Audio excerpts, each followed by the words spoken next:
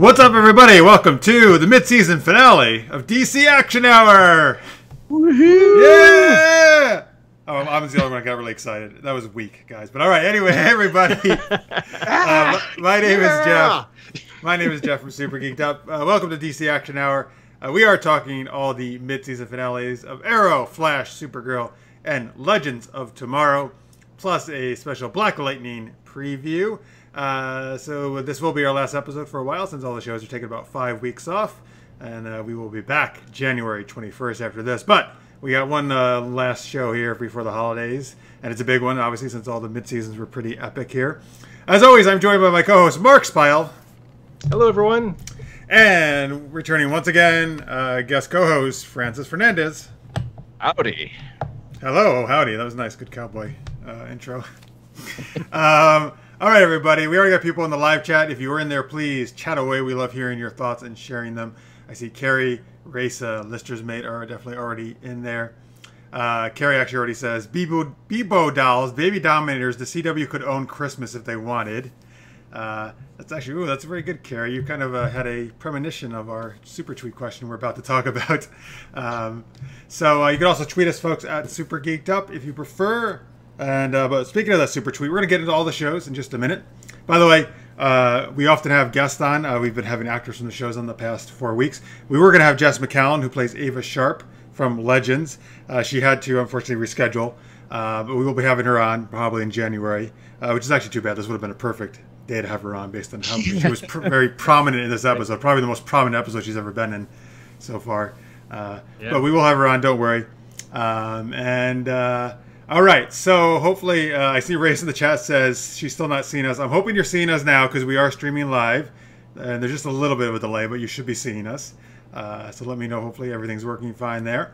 All right, but Marx, why don't you kick us off with our super tweet question? Sure. All right, so during the holidays, what was the must-have toy you made your parents get you? And would it make a good Viking god? That's going to come into play later when we talk Legends, folks. It's the whole Viking God thing. Well, Mark, since you came up with this question, why don't you kick us off? You know, I would say probably G.I. Joes. I love G.I. Joe quite a bit, and of course there was a lot of them to collect, right? So I bugged my family a lot to get them. So, and I think they would make a good pantheon of gods. Honestly, they got good, easy to remember names, you know, and very good bad guys they have to fight. You know, it's like, you know, beware, Cobra Commander. You know, that's not exactly what they say, but yeah, I get the idea. So G.I. Joe is actually that and Transformers are my two favorite toys as kids. So I'm totally with you with G.I. Joe. And you know what? So I love the cartoon. Those are the two cartoons actually. And looking back, like G.I. Joe is really cheesy, like when I watch it now. But you know what worked? Why that show worked is you're right. They had the best. The characters were great. The stories were like really cheesy, but the characters, particularly the Cobra, like those characters are so memorable. Destro, Baroness, right? Major. I mean, Zartan. Like, oh, it was so good. Like. Even Sergeant Slaughter, you remember? Oh, no, that's when it went downhill, man. Get him out of there. That was ridiculous. Him and Serpentor, no. Oh, wow, yeah. No, Cobra Commander, man. He's the leader, not that stupid Serpentor. But, oh, come on. Like Snake Eyes and Storm Shadow? Oh, dude, how awesome were they? Snake Eyes was awesome. Wow, you hit a nerve there, Marx. I mean, man, Jeff is all over this. I am, dude. That was my childhood, man. G.I. Joe. Every morning. Like, actually, one of the channels here, they replay it sometimes, so every so often I watch. I actually have the first season. I bought it one time, like, of the original series. Yeah. They tried to bring back G.I. Joe once or twice, and it just never was the same. So. They did one of the, I think it was a movie or something, was actually, or maybe it was a series, was actually pretty good. But one of the recent ones. The live-action movies? No, sorry. They actually did some more recent animated ones as well. Yeah. The live-action, I liked the first live-action, actually. I thought it was a good action, and the second one was terrible. Was The Rock in both of them? No, The Rock is the second one, actually. Oh, second, okay. Yeah, and that just destroyed the whole franchise. I kind of like it just because I like The Rock, but I don't know. Well, he's usually really good, but that just movie was not good. Who was the lead of the first one? Of the first movie? Channing Tatum. He was Duke. course. That makes sense. Yeah. Yeah, the movies were all over the place. They needed a little more work. They did good with the whole Snake Eye Storm Shadow thing. I think they did a pretty good job with in the first movie. That was pretty good, yeah. Raisa says, I shipped Destro and the Baroness before shipping was a thing. Oh, yeah, man. You were like 3 decades before shipping was a thing. Yeah. Well, they kind of had an on again, off again thing, those two. Sure. Yeah. Man, I've seen some good Baroness cosplay, by the way, at Comic-Cons, let me just say. And you had Duke and Scarlet and Hawk and Lady J. No, Flint and Lady J. Yeah, Flint, yeah. We Shipwreck and the Parrot. Love Triangle. Yeah. Snake Eyes and this wolf. Snake Eyes and the wolf. I think in the comic books they had Scarlet and Snake Eyes have a romance scene, if I remember correctly. At one point they did, yes. Yeah.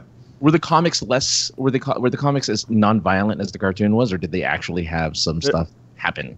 They were a little darker, especially after the cartoon ended. Yeah. Yeah, not super dark though, still, but a little bit, yeah. It wasn't gory, but they did. I remember a storyline where they killed like half a dozen characters or so. Oh wow.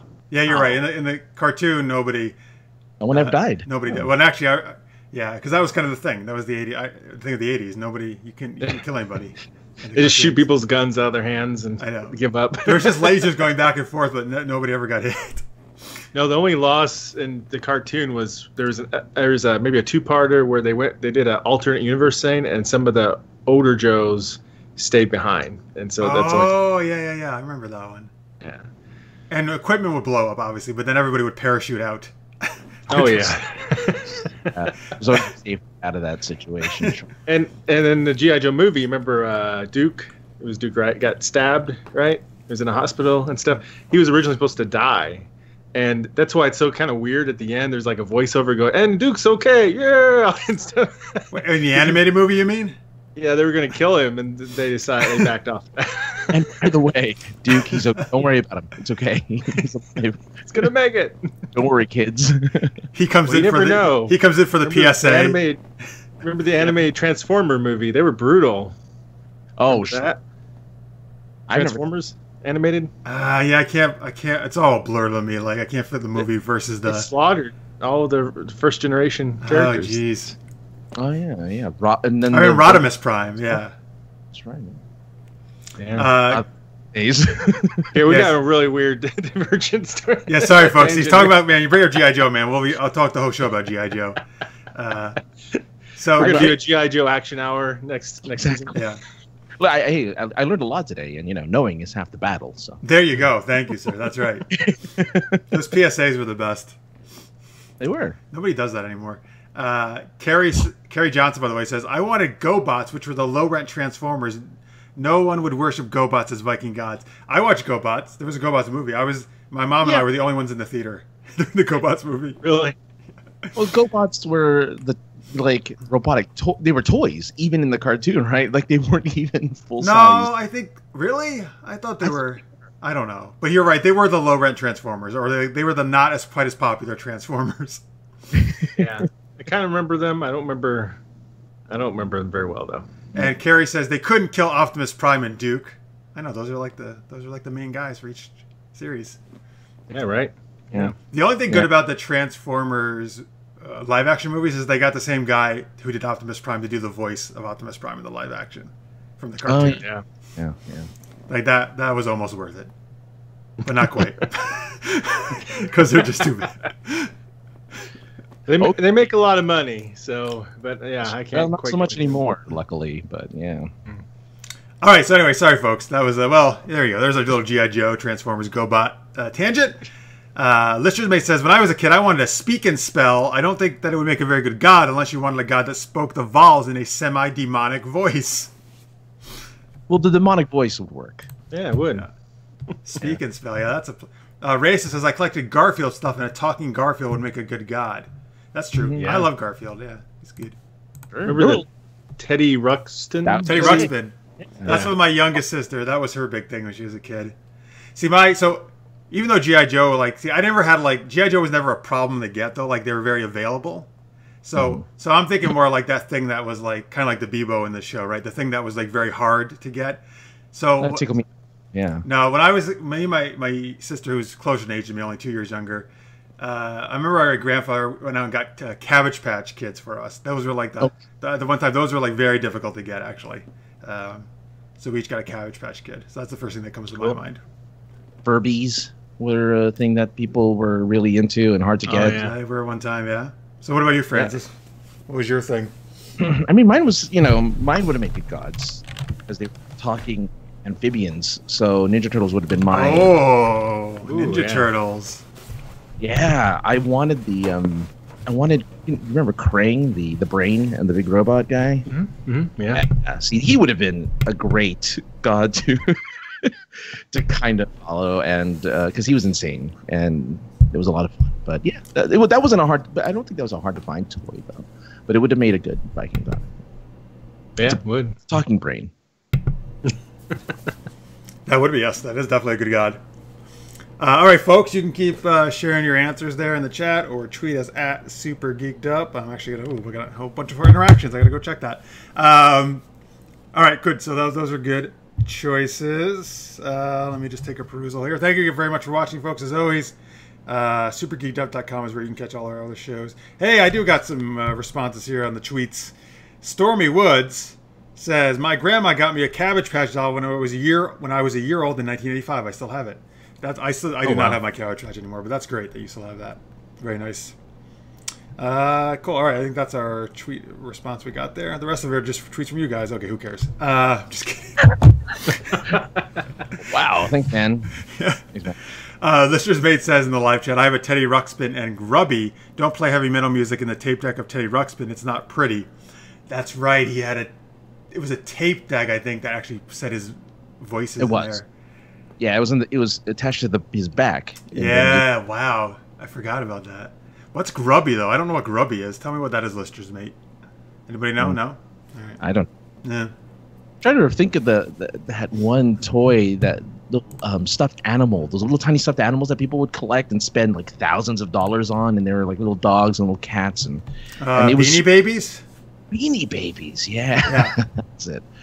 Oh man, that was those were a thing for a while. They were the thing. Yeah, it's funny how certain things get super popular for a very short period of time. Sometimes. Yeah. Like like what? Like Beebo. Beebo, yeah, like Beebo. Beebo, yeah. It's so fast I don't remember anymore. Well, that was a totally made up thing for the show, right? I know. Yes, It was. I was just making sure I didn't like miss that somehow. When I was... No, that'd be amazing if that existed in real life. All right, so there you go, folks. Yeah, let's get to the shows, I guess, right? So we're gonna talk Arrow, Flash, Supergirl, Legends. We're in the middle of that. We'll do a little Black Lightning preview. Here, let me tell you though, who when we return on January 21st, that'll be our next show after this. That's when all the shows resume their seasons. We're gonna have Grodd himself, David Sobolov. He's gonna be our guest. So you can check in to see what he likes about playing Grodd. That'll be a lot of fun. He's been on. Can we make him wear a gorilla mask? Oh, folks. This is why Marx does not talk to the guests in advance, because he always makes these weird suggestions. Like, we wouldn't have any guests if you were the one. Look at that voice. Yeah, no. Imagine, dear agent, will David wear a gorilla mask on the show? Dear Marx, never contact me again. Yeah, it's the stipulation. It's like, nah, I won't do your show unless Marx is not there. Yeah. It's like, oh. I'll wear a gorilla mask. Oh, there you go. Okay, well, that I will enjoy, actually. No, man. Raisa says yes to Grodd, and Lister's Mate says, woohoo, Grodd. Yeah, Lister's Mate loves Grodd, so I know you were going to be excited.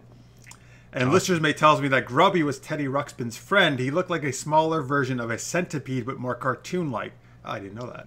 All right. Yeah, I just looked it up. Yeah, it's a funky-looking thing, but it's cool. All right. Cool. All right, so let's say, I guess we'll, you want to kick it off with some Arrow? Ooh. Marx? Sure. So this was episode 9 of season 6. Irreconcilable differences. What was that? It's inconceivable. It's the Princess Bride. Inconceivable.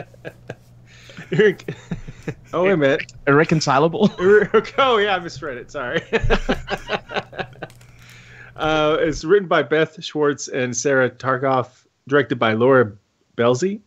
And in this episode, Black Siren and Caden James kidnap Quentin Lance and hold him hostage in exchange for a weapon of mass destruction being held by Argus.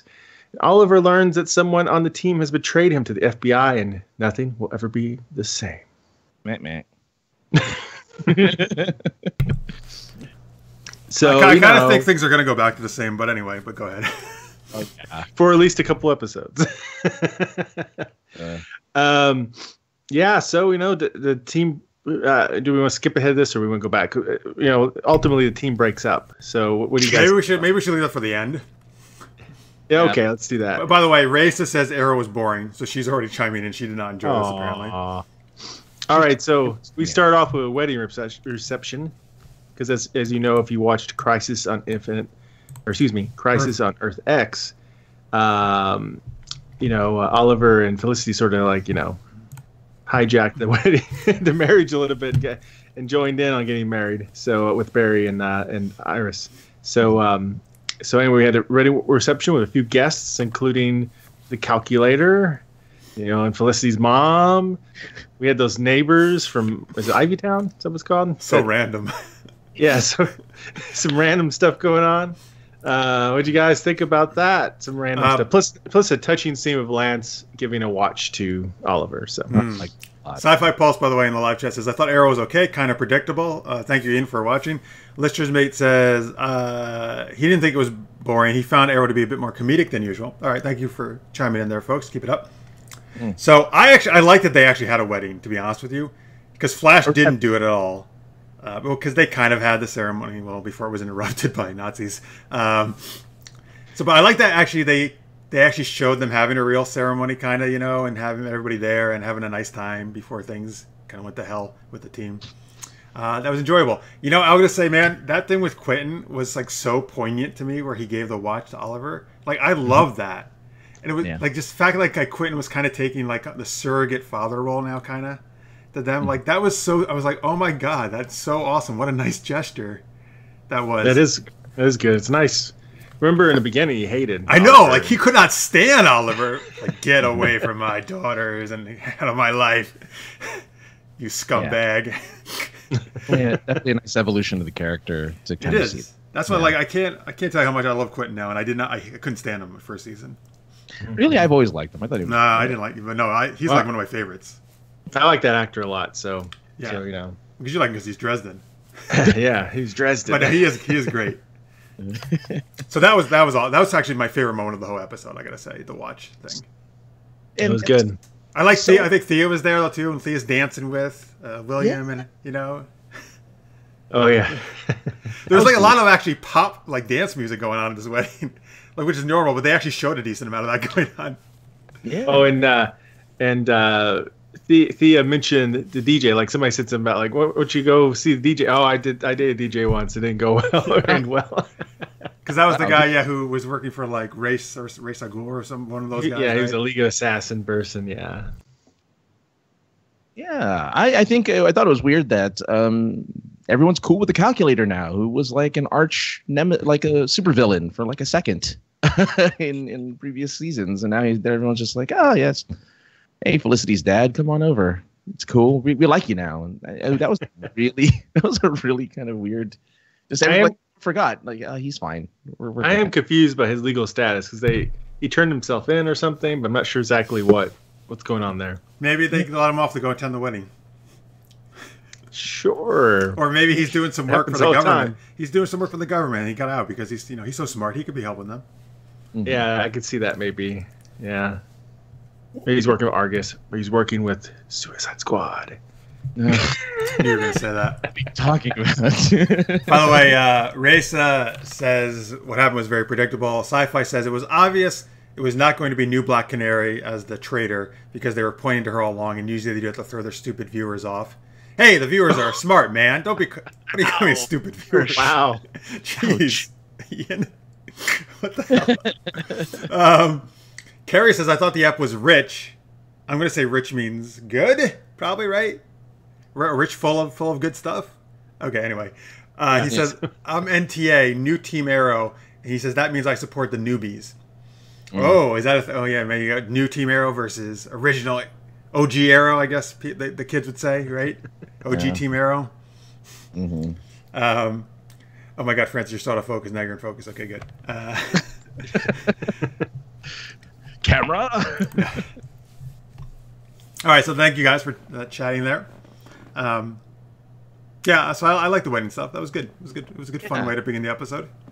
Cool. I was a little sad for Curtis and being all bummed out about his something that had been brought up for an entire half season. And now it's like a big. I get it though. You're at a reception. It's going to remind you of your wedding. Yeah. But which led to his train wreck of a speech. Oh yeah. Oh, then you know what? I gotta say, Renee made one of the best speeches I've probably ever been given at a wedding. Yeah, I really liked it. Again, Renee is such a. Like, they're building him up as such a a nice character just to bring him back down. Pretty much, yeah. Just to tear that man apart. So I mean, I get it. They gave Renee the good speech, and he's I really like him. I'm not sad because I know they're all gonna. Anyway, we're gonna talk about that in a minute. Never mind. I will talk about that team break thing. Jeez. Sci-Fi Pulse says, I think all the DC shows were a bit of a letdown. I mean, after Crisis on Earth X, what can they do to top that? I actually prefer this week much better because I did not think Crisis was amazing. But I can see a lot of people thinking that. Yeah, there were some good episodes. I think there's some good. How many episodes did you get Beebo in? You know what I mean? That's what I'm saying. No, I'm not saying this week was much better than actually last Crisis. And Rain was quite. We'll talk about that. Dude, I think actually this week was way superior, personally. Yeah. This was probably, I don't know, this and Flash. Well, anyway, we'll get to it soon. We're kind of getting off track. It's like we really don't have much to say about this particular episode. No, we got plenty more. I gotta see a whole list Mark's made. Yeah, they all kind of tie together, which is part of the problem, I guess. So let's, because they kept us pretty tight. Everything kind of looped back into each other.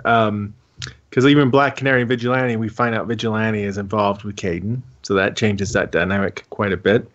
Oh yeah, I like that little thing at the end. Let's talk about in a minute. Yeah. And Black Siren and Lance. You think Black Siren's starting to have some feelings for her dad she never got to know? Oh, yeah, obviously. Yeah. I mean, I knew they were going to do that, and it's obvious because she let him go, Yeah. I was a little nervous. I thought maybe I knew they were going to break him up because of their commercials that spoiled stuff a little bit or something. I don't know how I knew that, actually. But anyway, I was a little worried that maybe she would really go ahead and kill him, because that would be a powerful loss that would be hard for Oliver to forgive, like Wild Dog or whoever, if he blamed them for someone's death. For killing Lance? Yeah. Oh, no, man. Like, come on. Everybody dies in that family. Or yeah, they're doomed. They're cursed. No, we can't lose Quentin. I was hoping they would not, but I was like, were they going to go there? Are they going to go there? I don't know, but they didn't. So after that story, she told the story of when she was a kid, and how they both Quentins gave these cakes for their birthdays. I thought, okay, they're now bonding. It was inevitable that they were going to bond, I think. Yes. Yeah. So, and cake bonds the world. I think so. Who doesn't live with cake? That's how right. If they just had cake all the time, they wouldn't have to fight all these bad guys. Right? He's like, cake. Oliver, the kid and James is like, I didn't bring your device, but I brought you this cake. Surprise! Oh, okay. I guess I won't try to take over the world now. In the chat, by the way, Sci-Fi says, maybe Wally West should join Team Arrow for a stint, give him something to do. Flash certainly doesn't know what to do with him right now. And Stormy Woods says, Wally should join Legends. The Flash will never give him the stories he deserves. Well, again, yeah, we'll get to the Flash. I agree, though, that the Flash does not know what to do with Wally anymore. No. Wally who? Was he even around this week? I don't think so. He was out in a different town. He's in Cambodia, actually, is what they said, I think. Yeah, that's right. Carrie says in the chat, I thought personal stakes in all the finales were really good. I would agree with that. There's a lot of personal stakes in there. And Carrie says, I really felt really bad for Dinah after the fracture of Team Arrow. She backed John in his tremors, and then Dig left her hanging in the end. That was tough. Yeah. It was really weird. Well, yeah, sorry, but I guess we're going to hold off on that still, right? We're going to get to all that in a minute. Or unless you want to jump to that right now. Let's just jump to it. All right. Kind of leading up to it with the whole spying on everybody thing. Yeah, okay. All right, let's do it. They spied on him for like half a minute. Come on, people. Oh, so you're okay with the spying then? I don't know. I actually felt it was out of character, really, especially for Felicity, who I would think, being the ace, a hacktivist that she is, would totally be against just like, oh yeah, we're gonna go follow these people and hack into their GPS and see what they're doing. It's like I don't know. That was out of character. I don't know, but I mean, she did stuff for what the fuck are they called? Helix. She obviously did stuff for Helix that was legal. Not on the up and up morally, right? Yeah, it was for people that she didn't know. Like these are people she knows and close to. I mean, so that's why it's interesting though, because I could see it's one of those things where you can see both sides of the issue, and it's a tricky thing to figure out. Like everybody, I think actually has reasons to be pissed off, and why they are and upset. I mean, Oliver. Yes, you would have liked him obviously to more trust his team. Because when they first said that, I was like, "What?" I couldn't actually imagine. There's no way like anybody in the team would betray him. I couldn't fathom that. Like they've been gelling so well, right? Right. So that would have been nice. But with Evelyn's betrayal, I get why he was so pissed off, like ready to we got to find out. I can't let this happen again. And my first thought was it was going to be her. She turns up alive, or it was going to be Curtis's husband. Curtis's husband? What? Ex-husband, yeah. That would have been weird. That would have been out of nowhere.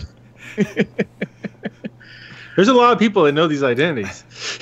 It could have easily been, evil Laurel could have done it. Right, but they specifically said it was on the team. That's true.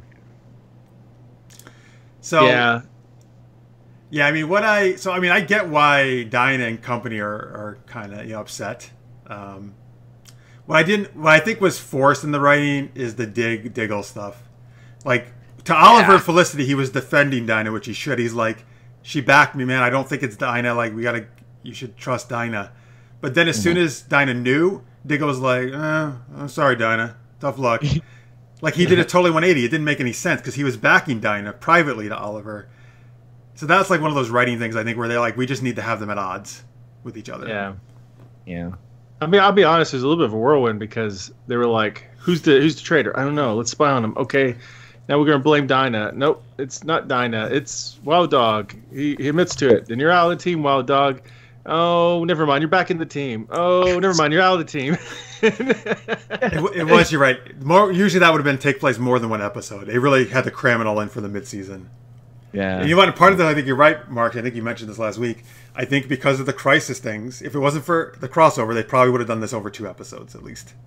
Well, or they could have spent a little less time at the reception, maybe even. Oh, but I like that stuff, man. That was fun. I agree. No, I'm glad they did the reception stuff too. But at the same time, it was about 10-15 minutes of reception. Mm-hmm. Yeah. They cut it in half. They could have added a little more. Yeah, weddings are usually way shorter than that. What the hell? In the live chat, Lister's Mate says, I feel the same way as Frances does with the GPS. That's totally not like Felicity to invade people's privacy that she cares about in that way.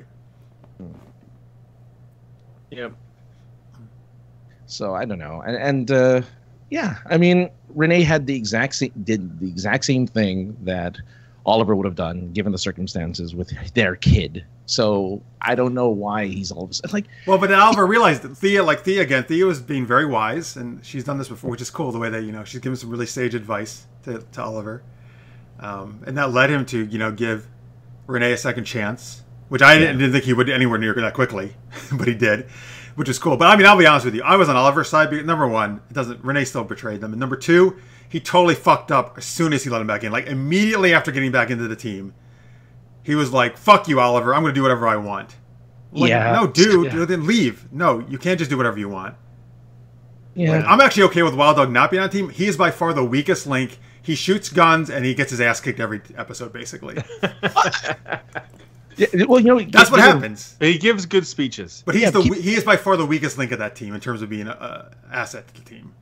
But Renee as a person, though, when he's out of the costume, he's actually a really good character. I agree. He's very interesting out of the costume. And as helping with the mayor's office, he's actually really effective. He should just do that and not be Wild Dog. He has that itch to shoot guns. He just has to shoot the guns. He's not a good vigilante, though. No, he's not. Like, if he was not a Team Arrow, that guy would have been killed a long time ago, I feel, on his own. Do you think he would have made it on his own, seriously, as a vigilante? No, but I think, yeah, I mean, he does need the team to do what he's doing. But he might have became like Vigilante's sidekick. That could have happened. Yeah. I can see that. Yeah. The Adventures of Vigilante and Wild Dog. That's kind of catchy, actually. Carrie says, but Randy doing his own thing is what he's always done. I know, but I'm not big on that. I'll be honest with you. If you're going to be in a team, you have to rein that in somewhat. You can't just say, I'm going to be my own Maverick, do my own wild card thing all the time. How can anybody trust you then and rely on you if you're going to do that? You know? Yeah. Yep. And, he did it right after betraying him and getting put back in the team. Yeah, usually when you fuck up, you're like, I'm going to try to be really good now. Like, extra good. What's the point of bringing him back? It's like, we're going to bring it back until, I'm put in jail, because of you. Right. It's kind of some unresolved stuff still going on there. Let's see here. Carrie also said, it would have been better, in my opinion, if the fracture split Ollie, Felicity, and Curtis against Dig, Dinah, and Renee.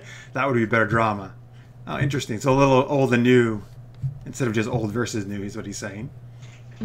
Though it does make sense, I'll say. I mean, those three have been together so long.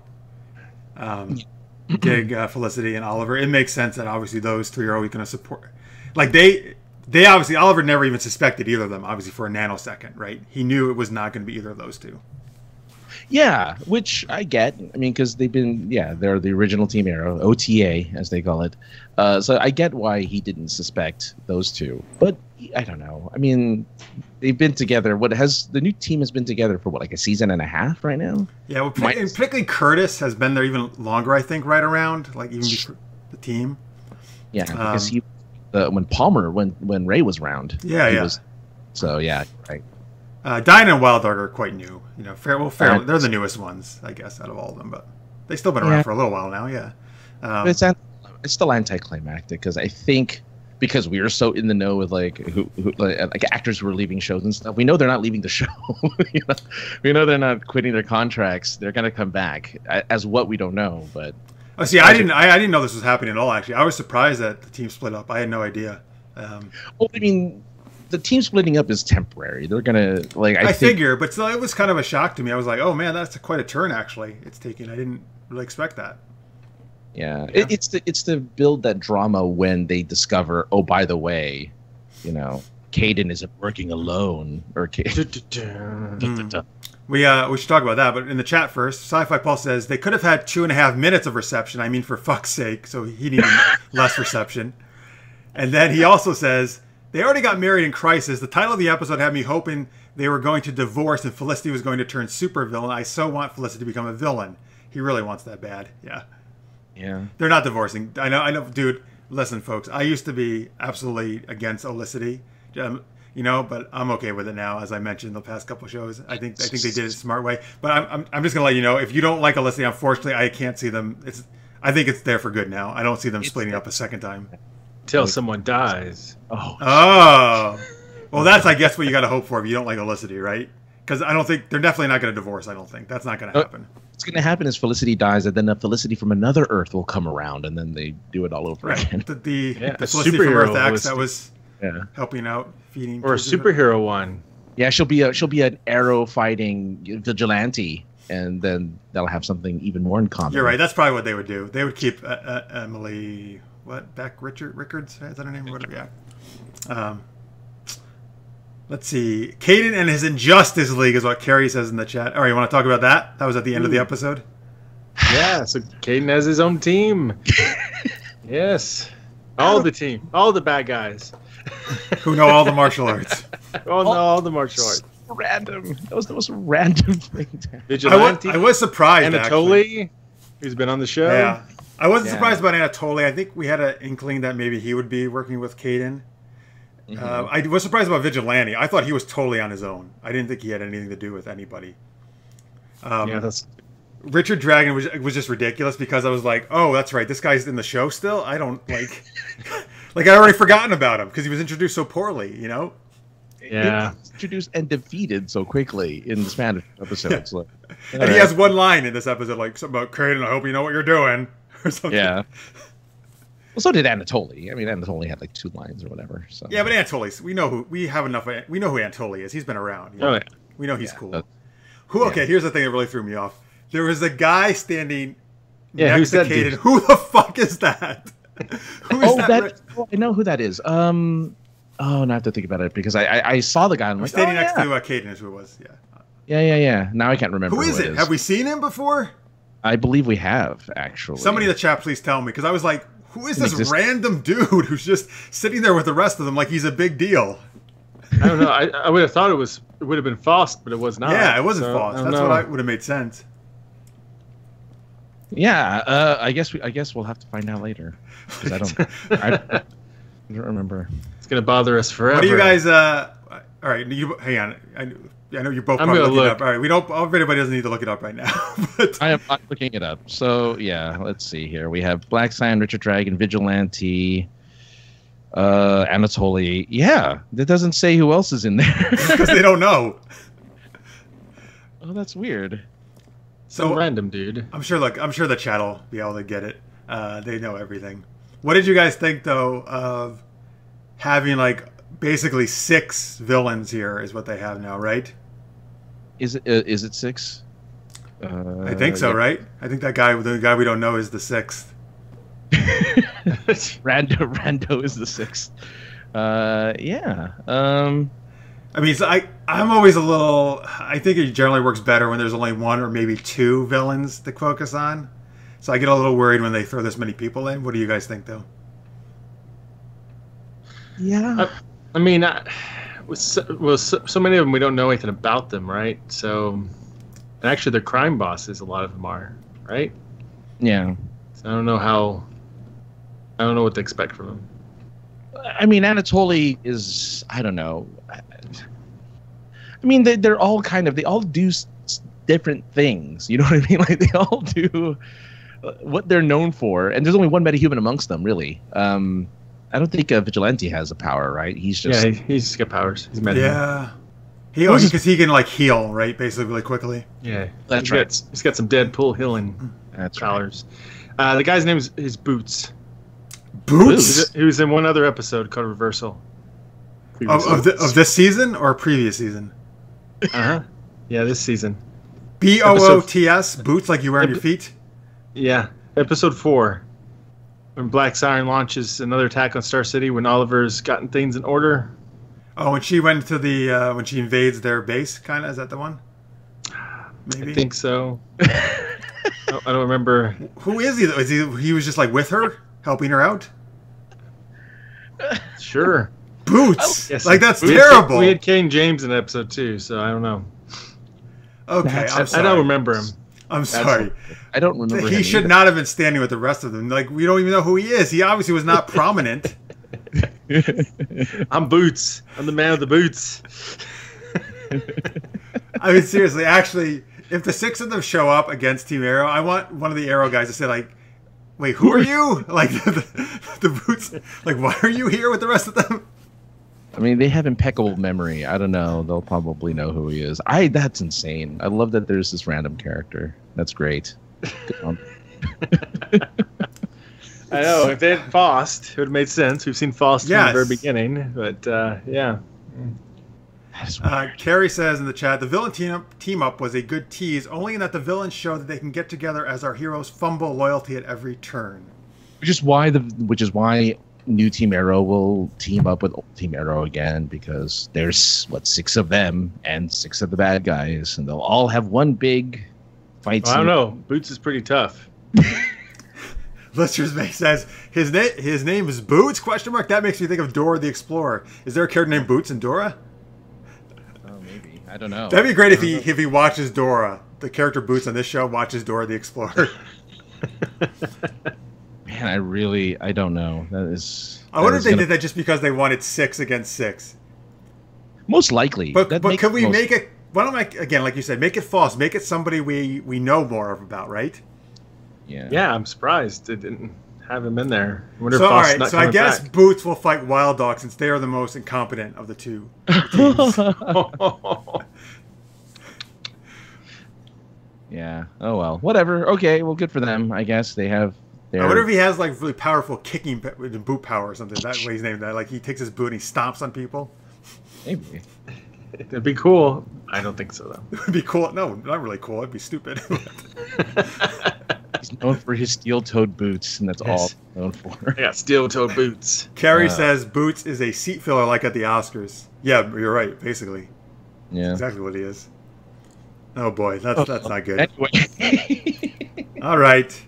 Moving on, I guess. So what do you want? You want to speculate now on what's going to happen, Marx? That Boots is going to beat them all. It's like, I've been waiting to show you how much of a badass I am. Oh, man. He's going to have all the martial arts. Okay, well, I'm going to speculate that Boots is 100% either going to die or get thrown in jail for a long time, without a doubt. No. Boots is not sticking around in this. Lister's Bay says Dora the Explorer's pet monkey is named Boots. Oh. All right, hey, you two. We are doing a show. Can you stop reading for a second, please? I know you're obsessed with Boots, but I know I keep Boots. I keep running. To enough about Boots. We got to do a show. We got live viewers here. I think I glanced real quick, and I don't think Alex Foss is coming back this season. At least they haven't showed him yet. So I don't know what. Maybe that's. I bet he was supposed to be that 6th person. I don't think it was supposed to be Boots.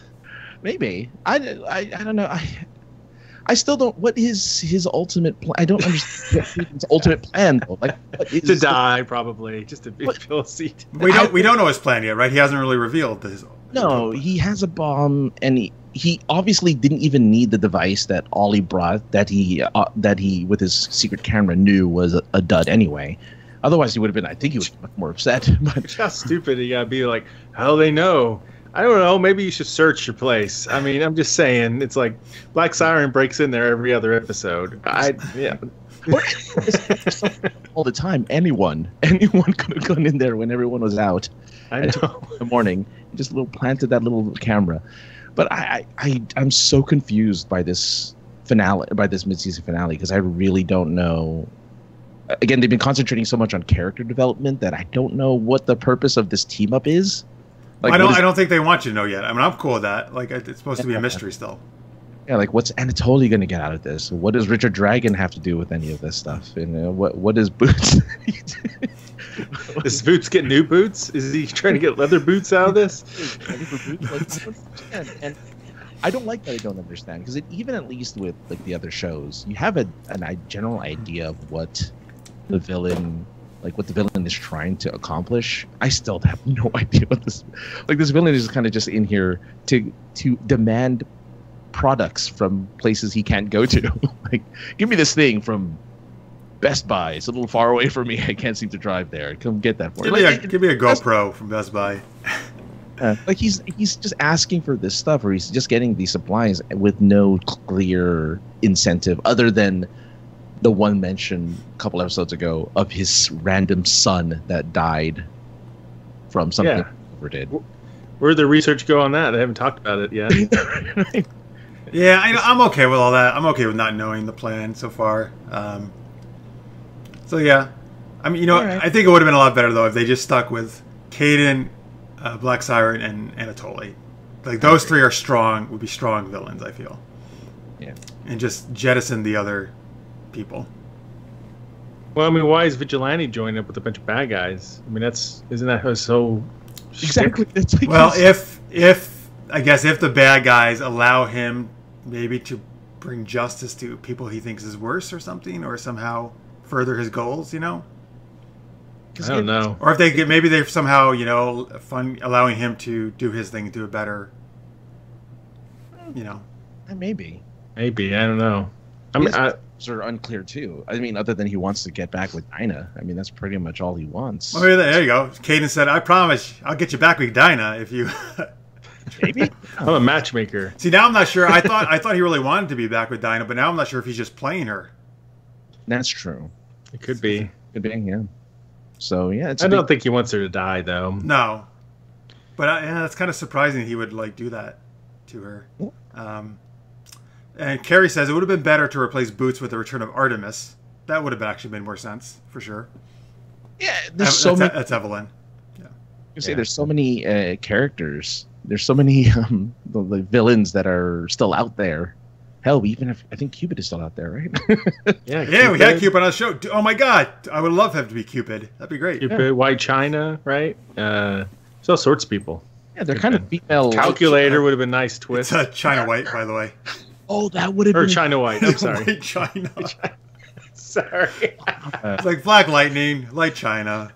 White China. I like your idea, Mark. So that would have been really good to have Calculator. That would have. I think that would have made much more sense to me. Yeah, but they're not going to do that because Kaden and Calculator are too similar. They are pretty close. They're basically the same person. It's true. They both hack. Maybe they are the same person. Just rips off a mask. He's like, I was actually at your wedding. Dancing with your mother. Oh, yeah. And then we had sex. I thought that was kind of nice. The mom and Quentin like meeting up again for a second. It's very awkward, though. Very awkward. I mean, but still, it acknowledges, as opposed to just not acknowledging that they had a relationship for a while. You know, it was nice to see that. Oh yeah, they're acknowledging that little fact. I liked it. It was a nice little touch. But anyway, yeah. Good luck to Evil League of Evil. Yeah. So it looks like they're gonna split up, be two different teams. Maybe find out about a bigger team. Eventually join back together. Kate will have some really plot. We've kind of forgotten about the biggest problem for Oliver, though. Like, how is he going to get... Renee's going to testify against him. How does he get out of that? How does he not go to jail? He's going to get a joint cell with Barry. That'd be great. It's gonna be like a new Orange is the New Black kind of thing, except superpowered. Maybe Renee. Oh, that's the thing. Because Renee has his kid back, so we're assuming he is going through with it. Guess he is. Either he's gonna have a change of heart, right? Or Oliver kills him. I'm just kidding. He's not gonna do that. Or Oliver perhaps just conveniently makes him disappear and wind up in some prison on an island somewhere. Oh God. Keep Slade company. Maybe, no, he's not. Yeah, maybe he hires Slade to have him take on a nice trip. Yeah, there you go. I don't know. Yeah, I don't know. And I wonder if the FBI agent is part of it also, since it seems like everybody else is part of Caden's plot. Now, if she showed up with everyone else, if she was, that would have been interesting. Impactful. I would really like that actually. I don't think she's part of it. Caden possibly may have sent her information to lead her down that path. But I don't think she's part. I think she's a legitimate FBI agent. Probably. Look, all I know is this leaves room for Thea to come back as Red Arrow. So, whatever. Or Speedy. Oh, thank you. That's the thing with those three leaving. I'm like, well, dude, you got to bring Thea back as Speedy. That just makes sense. Why wouldn't you do that? Yeah, right. You're three people down, so there you go. I mean, obviously she needs to, from her coma, she needs to get back in shape, of course, but. Was she alluding to hoping that Roy was going to show up? Why? She said. What? Oh, she says something about somebody. I was hoping somebody didn't, and he didn't show up, right? Oh, yeah. Do you think it? Yeah, who was? You think it was Roy? It would have to be Roy. Who else? I would think so. He was the only other. Well, you know what? Oh no! I was gonna say her father, but she believes her father's dead, right? She pretty much knows that. Yeah. That's done. Yeah, I think that actor had mentioned that he might. There would be rumors he was going to show up this season, so I don't know.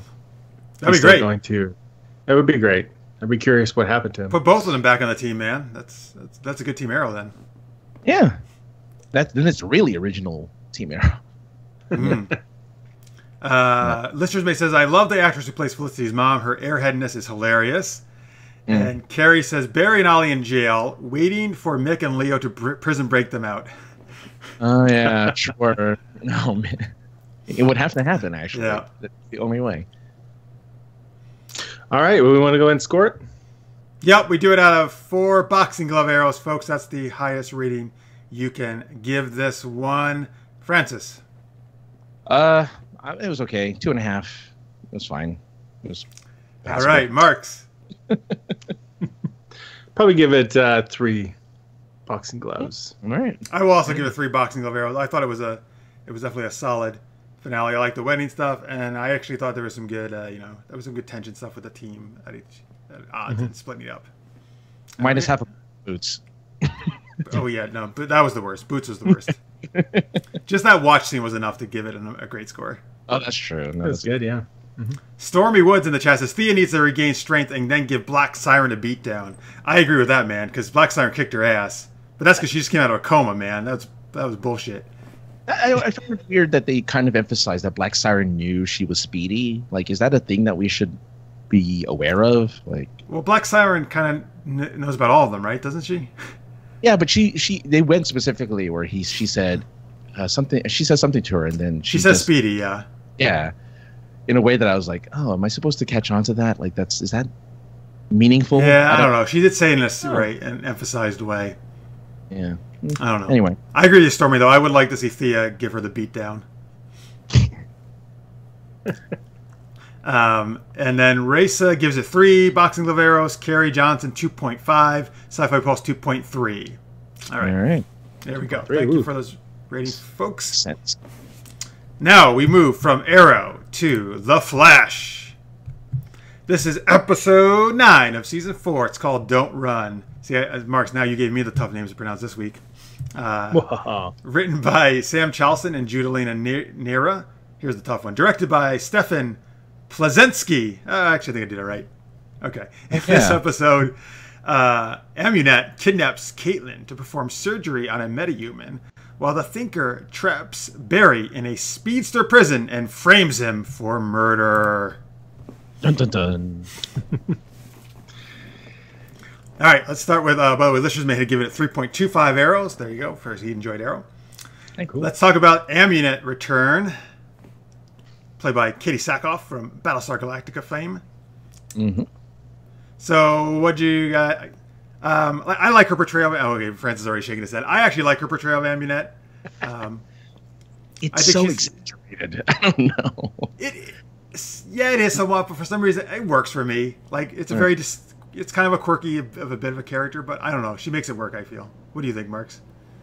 Yeah, I think she makes it work. It is exaggerated a bit, but I like it overall. You know, I do get a little frustrated because they let her go last time, so of course she's going to come back. But whatever.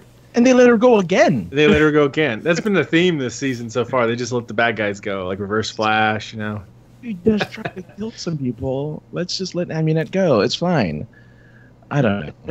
That was really weird that they just didn't even bother to stop her when they had 2 powered heroes right there to do something about it. And well, I have to say in that situation, they didn't really have the upper hand necessarily. Like it could turn. Yeah, well, they were just trying to get the hell out of there, right, and rescue them. Yeah, because they were injured. That made sense. Now the first time, I don't know why they let her go. There was even police sirens like in the background. They're just like, "Oh, get out of here," whatever, you know. I'm like, what? They took all her metal away, so she had no powers, and then they're just like, "Yeah, just get out of here." You know, it's okay, kid. Just go on.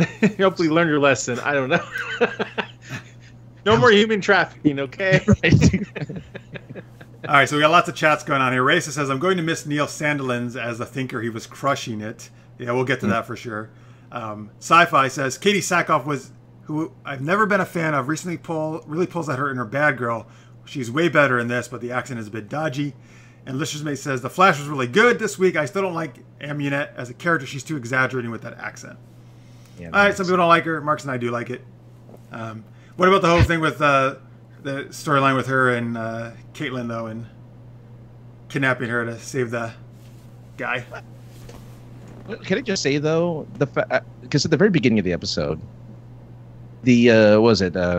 Harry and Cisco and Dibney all had apparently like this fun time with Killer Frost as Killer Frost. Like they had this baking soda business or whatever that they were talking about. What was that again? Yeah. Baking soda. Yeah.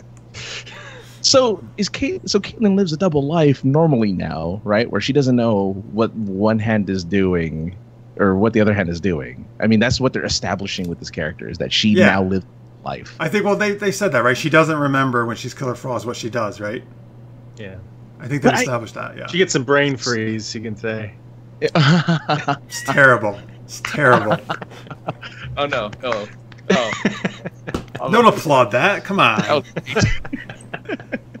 But no, I don't know if I necessarily, I don't know, that bothers me, I guess, that they're interchangeable so freely. I think that, and that everyone else is perfectly fine with it, knowing that Killer Frost is a known murderer, and like they're just like, yeah, whatever, and it's all good. But here's the thing. But Killer Frost has been kind of changing her ways, right? Reforming a little bit, getting better. Mm-hmm. So I think that's, which is good. And I think the more they hang on. I don't know. It's certainly not anyone recently. I don't know if ever, right? If she has or not. Oh, maybe I'm thinking of Earth 2's Killer Frost doing the killer. Maybe. Yeah. I thought this one did too, but yeah, maybe this Killer Frost hasn't. But I'm just saying, like, they know what she's capable of, and they're just perfectly fine having her. But the more they hang out with her, though, and act as friends, the more likely she'll be better, right? So I think maybe that's what they're trying to do. Yeah. Yeah, I'm hoping the brains merge and they're able to know like what they're doing. I kind of like the dual thing, though. It's fun, man. It's fun, and it's always fun to see actors play those dual roles. Carrie in the chat actually says Danielle Panabaker has been really good this season in both roles. Oh, I agree. Yeah, it's given her a lot more stuff to work with. Well, speaking of that, though, that led to kind of Caitlin's inner struggle, right? She's like, oh, everybody loves Killer Frost. Nobody likes me. Oh, what am I here for? And then she kind of, goes and mopes around. What do you guys think about that? It was interesting that Amunet is actually kind of the one that gives her confidence again, right? Or lets her see why she's so good. Yeah, it was an interesting talk. Dimity kind of does a little bit of that too, doesn't he? He does, but Amunet's the first one who actually kind of gets her to see hey, I didn't kidnap Killer Frost. I kidnapped you because you're super smart and awesome. Mm-hmm. Yeah. And then Dimity tries to make up for his idiotic comments earlier. Damn it. Lister's Bay says, that baking soda thing really annoyed me. I don't like not understanding inside jokes. They should have explained that more. No, that was all right. I like that they had something that no one else. That leads. It's like we missed an episode where Caitlin was Killer Frost for an episode, and we just miss out on everything. Mm-hmm. It's going to be one of those stretch scenes. Are you guys seeing the stretch scenes?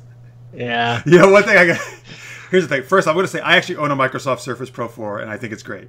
However, the whole thing that Microsoft with the Flash has teamed up with the Surface, right? And the stretch scenes that they show in the commercials are all about that. But they're also doing it in the episode now. Like in this episode, did you catch where Iris brought up something on the Surface and she circled it, like the building, and there was no reason to. They couldn't even see her tablet, the Surface. I thought they showed the screen though at some point. Oh, did it? Again, there's no reason to circle it. It's just a building. No. It was just to show the Surface. Yeah, to show what the Surface is capable of. Yeah, would you like to scroll things as well? This is the thing to do. No, but look, I do. I like the thing I can draw my Surface. It's great, man. I use it for tutoring. I love it. And dude, trust me. If Surface sponsored me, I would work it into my show. They give me money. However, it's always I'm always a little bit because it takes me out of the thing. I'm like, oh, this is obvious a product integration thing. And it's very obvious that they're doing this, right? So I don't know. I just wish they could be a little more. It's hard to do. It is. It's very hard. Placement. I'm watching a couple other shows where they actively talk about taking a lift to get from one place to another, and I'm thinking, yeah, okay, Lyft sponsors you, but wow, you are really it feels weird. But how else are you going to say it? Oh, I'm going to take this ride-sharing service to get from point A to point B. So they have to kind of say those things, and they kind of have to show off the logo and things like that. I remember in Smallville once, Toyota had a thing with them because one time they would actually do a close-up of the Toyota logo, but also Chloe would say, my Toyota Yaris isn't going to be able to blow. As a matter of fact, my Toyota Yaris will fit all 5 of us very comfortably. It's so reasonably priced. I got it for a great deal. At my local Smallville Toyota. It's interesting, though, the Flash, it seems like he's the only one who's doing that integration with the product. I don't see it in the other shows right now. No. Yeah, no. At least it's a product I use, though, so I'm okay. It's better than if a product I thought sucked. It's a product I like because I actually own one. Yeah. But, give us money, Microsoft. Well, I'll hold up that Surface every freaking show here. And all right, here's the super tweet. Yeah, that reminds me. Stride Gum. Didn't they have an episode of Stride Gum in Smallville? Did they? Pete got stretching powers after chewing Stride Gum. Oh, I didn't know it was Stride. I didn't know they made a big deal of that. Yeah. Oh, I remember that. I was like, what's happening? Let's see here. Sci-Fi says, maybe Cisco will invent something that allows Killer Frost and Caitlin to share the same brain space so it can be a bit like Firestorm. Carrie says that would be cool. Licious May says, I like where Dibney turned himself into a snowman. Wait, I thought he turned himself into Santa, basically. He turned himself into a snowman? He was trying to make himself into a snowman because he asked for a carrot. When, was this in the episode? Stretch scene. Oh, stretch scene. Oh, I missed that stretch scene then. Okay. Yeah. I got you. Yeah, because they're all about Dibney because obviously of his powers. Yeah. Carrie says, don't mention Smallville product placement. They did an entire episode surrounding Stride Gum. There you go. As you were mentioning that, he put that in the chat. Nice. Listeners Bay says, what did you think of the sexy hologram that Cisco got? I think that's a pretty goddamn good Christmas present. Right. Yeah. A breakup box. It's not a breakup box. Don't turn it on. That was actually pretty funny. As soon as he said it's not, I was like, oh, I know exactly what this is going to be. That's great. That was great. Yeah. And then Joe is like, you're not doing that here. Get that out of there. You're taking that out of the house. Like, can I take that? No, you're not doing that here. You take it at your, take it to your house. That was fun. Mm-hmm. Yeah, there's a lot of fun stuff in an episode. Yeah. So before we get into the more serious stuff of the episode, so speaking of fun, Dibney is back this week, being obviously a real idiot, pretty much with Caitlin, and just being an ass as usual. He redeems himself in the end. He kind of realizes he's being a dope. Tries, he decorates the house, and he obviously apologizes to Caitlin, which is nice. Mm-hmm. But I know. So we have Francis. I think you have not liked Dibney at all. Marx, you really like him. I'm low in the middle. But I mean, I don't know. Is Dibney really, I guess, adding anything at this point to the story? Well, I have a note here from my notes that I took. It says Ralph Dibney is annoying. That's all it says. Ralph Dibney is annoying. I don't think. Did you write that on your Surface, bro? I wrote that on my Surface. Why, as a matter of fact, no. He's supposed to be some type of comic relief when everybody's already the comic relief, sort of like Cisco and Harry, and everybody has that bit of comedic something. I think he's going to be useful now if Barry stays in. Well, Barry's in jail, I guess, for a while. Who knows? He might be in jail one episode, out of jail the next because of writing. But if he's there, that'll give Dibney a chance to actually be a hero and actually mean something to the team. Otherwise, I don't think he's really useful at all. I was hoping they're going to play up his detective side more, and they have not done that so far at all. Yeah, they really need to do that. That's his whole thing. His character is the detective. Yeah. If they're not going to do that, I don't think he's just kind of just a dopey comic guy. But they did hint at it, like he said in the episode. I should be able to find these people because I am a private eye. Which is great. But unfortunately, then all they did was him making stupid ass things about his other cases that were idiotic, right? So he didn't help. He wasn't helpful at all. He was anti-helpful. Right, but I mean, there's the potential for him to be helpful. I hope they do it. I agree with you guys. Lister's mate says he needs a better fashion sense. He still thinks he gets his ideas from Greg Brady. And for the Brady Bunch. Carrie says if Cisco didn't go home with that box, Joe's house would have been bitchin'. Yeah, that joke is still showing up, or that running theme. Did they use it this week again? He did, because what's his name? Dominic comes into the house and he's all, wow, this house is, and Cisco says, bitchin'. Oh, yeah. Oh, Dominic is the meta they say, right? Yeah, the psychic. Yeah, the meta psychic. So I there's still. Of course, that wasn't really Dominic. Yeah. Well, we'll get to that. I guess there's still. I guess that means something still. This house is bitchin' still means something. I hope it reveals like this is how you defeat DeVoe. Good house decorations. That's right. This house being bitchin'. This is how you defeat DeVoe. Like, I don't know. There feels like there's something more to that phrase, but you know. Carrie says, it was nice to see the Speed Force vision of Barry in jail during the Season 1 finale get a payoff now. Good follow-through by the writers. I don't even remember that. Wow, in the Season 1 finale where there was a vision of him in jail. Interesting. when he was running through the. Oh, I see. Okay, yeah. Because he was seeing all the visions from the good future. memory, Carrie. Very good, man. Impressive. And that is good, actually, by the writers, man. If they set that up all the way back then, Well, or they could have just said like, yeah, at some point we're probably gonna have him in jail. Let's throw this in now. That's probably what they said. I guess it's easy enough to put a scenario where he's in jail. Sure. Okay, so let's get to the Thinker. You know, more like the A storyline here, Thinker and Barry. Mhm. So, all right. So the Thinker basically, you know, captures Barry quite easily, puts him in a Speed Force prison. Now, and then, so Joe and Harry, right, go to the Thinker's house, right, to look for. There's a lot of other stuff this episode I did not enjoy, and this is one of those things. Oh. Okay, so hang on. They know the Thinker took Barry. Iris visually saw him kidnap him, right? Yeah. They know the dude is the Thinker. They know that guy is the Thinker. The guy, you know, what is his real name? Clifford DeVoe. Yeah, DeVoe. Okay. So why are they going there saying like, hey, do you have Barry?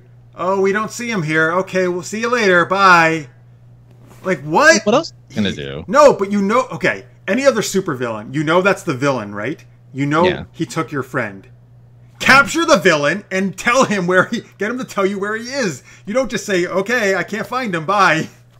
But he did the threat of like, you know, because what the assumption is DeVoe has the police on his side. If Joe goes to arrest him or takes him against his own will, the wife will be there to be like, where did my husband go?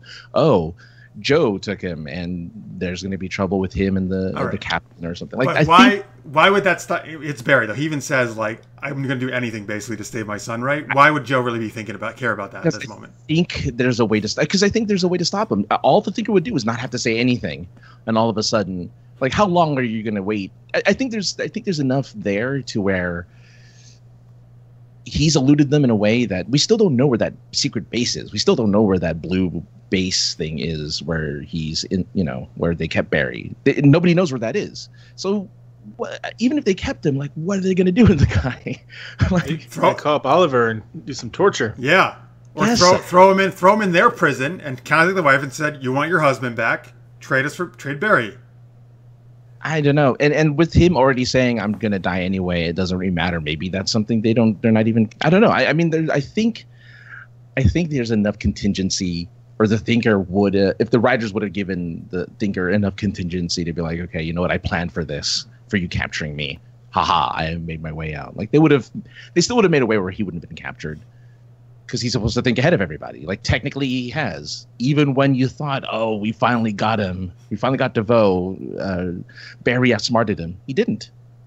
It was all part it was just lame to me. Like, if the Thinker is that great, it should have been a better, I think, more genius thing than just saying, you can't find him. I hit him. Ha, ha, ha. What was it? Harry says to him, you're not as smart as you think. And DeVoe says, yes, I am. That is a line in the show. No, that's a good line. I'm just saying it was super lame that they gave up that easily. Yeah.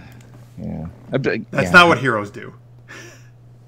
And it's not when your son and husband is on the line, you know?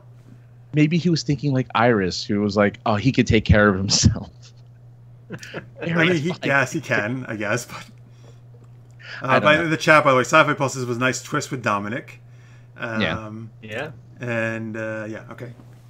Remember, I predicted, not that exactly, but I predicted he was going to put his mind in a different body. I thought he was going to put in Flash's body. Yeah. I thought he was going to put him in Flash's body. It was going to be kind of like how they did with Spider-Man and Dr. Octopus. Oh, yeah, I remember that. Yeah. So it's close. No, good call. So we had the Speedster prison, which that was cool. And then... Why? So here's the thing. I actually, the wife, what's the wife's character? I know they call her the mechanic in the thing. I forget her actual first name though. Miss DeVoe. Yeah, but she has like a first name, obviously. I like her a lot, and particularly what I like is how devoted she is, like, to her. You know, she loves her husband, like, and that's clear. And I think they're really good together, those two. And that relation, like, I actually care about, even though they're the bad guys, I care about their relationship. I don't get. They're a real power couple. Was that another? Like, I'm not even gonna comment. Marlize is. Thank you, Marlize. I don't get though why as soon as they have her put on the white lab coat, they have her acting all like she switches into supervillain mode. Like, haha, Barry, you will never defeat us, and like my. I was thinking that when I was watching episode 2, is like she just like, okay, slick my hair down and put on the coat. Yeah, and the way she acts is totally, again, it's like I'm supervillain now, right?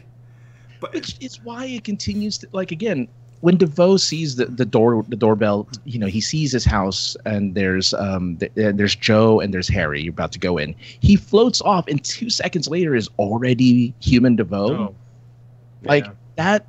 Something tells me there's still something separate between those two worlds. Like there's still something separate between that weird blue building or that blue room and like the real world. Oh, do you think? So you think maybe it's not the same version of her, as in like when we see?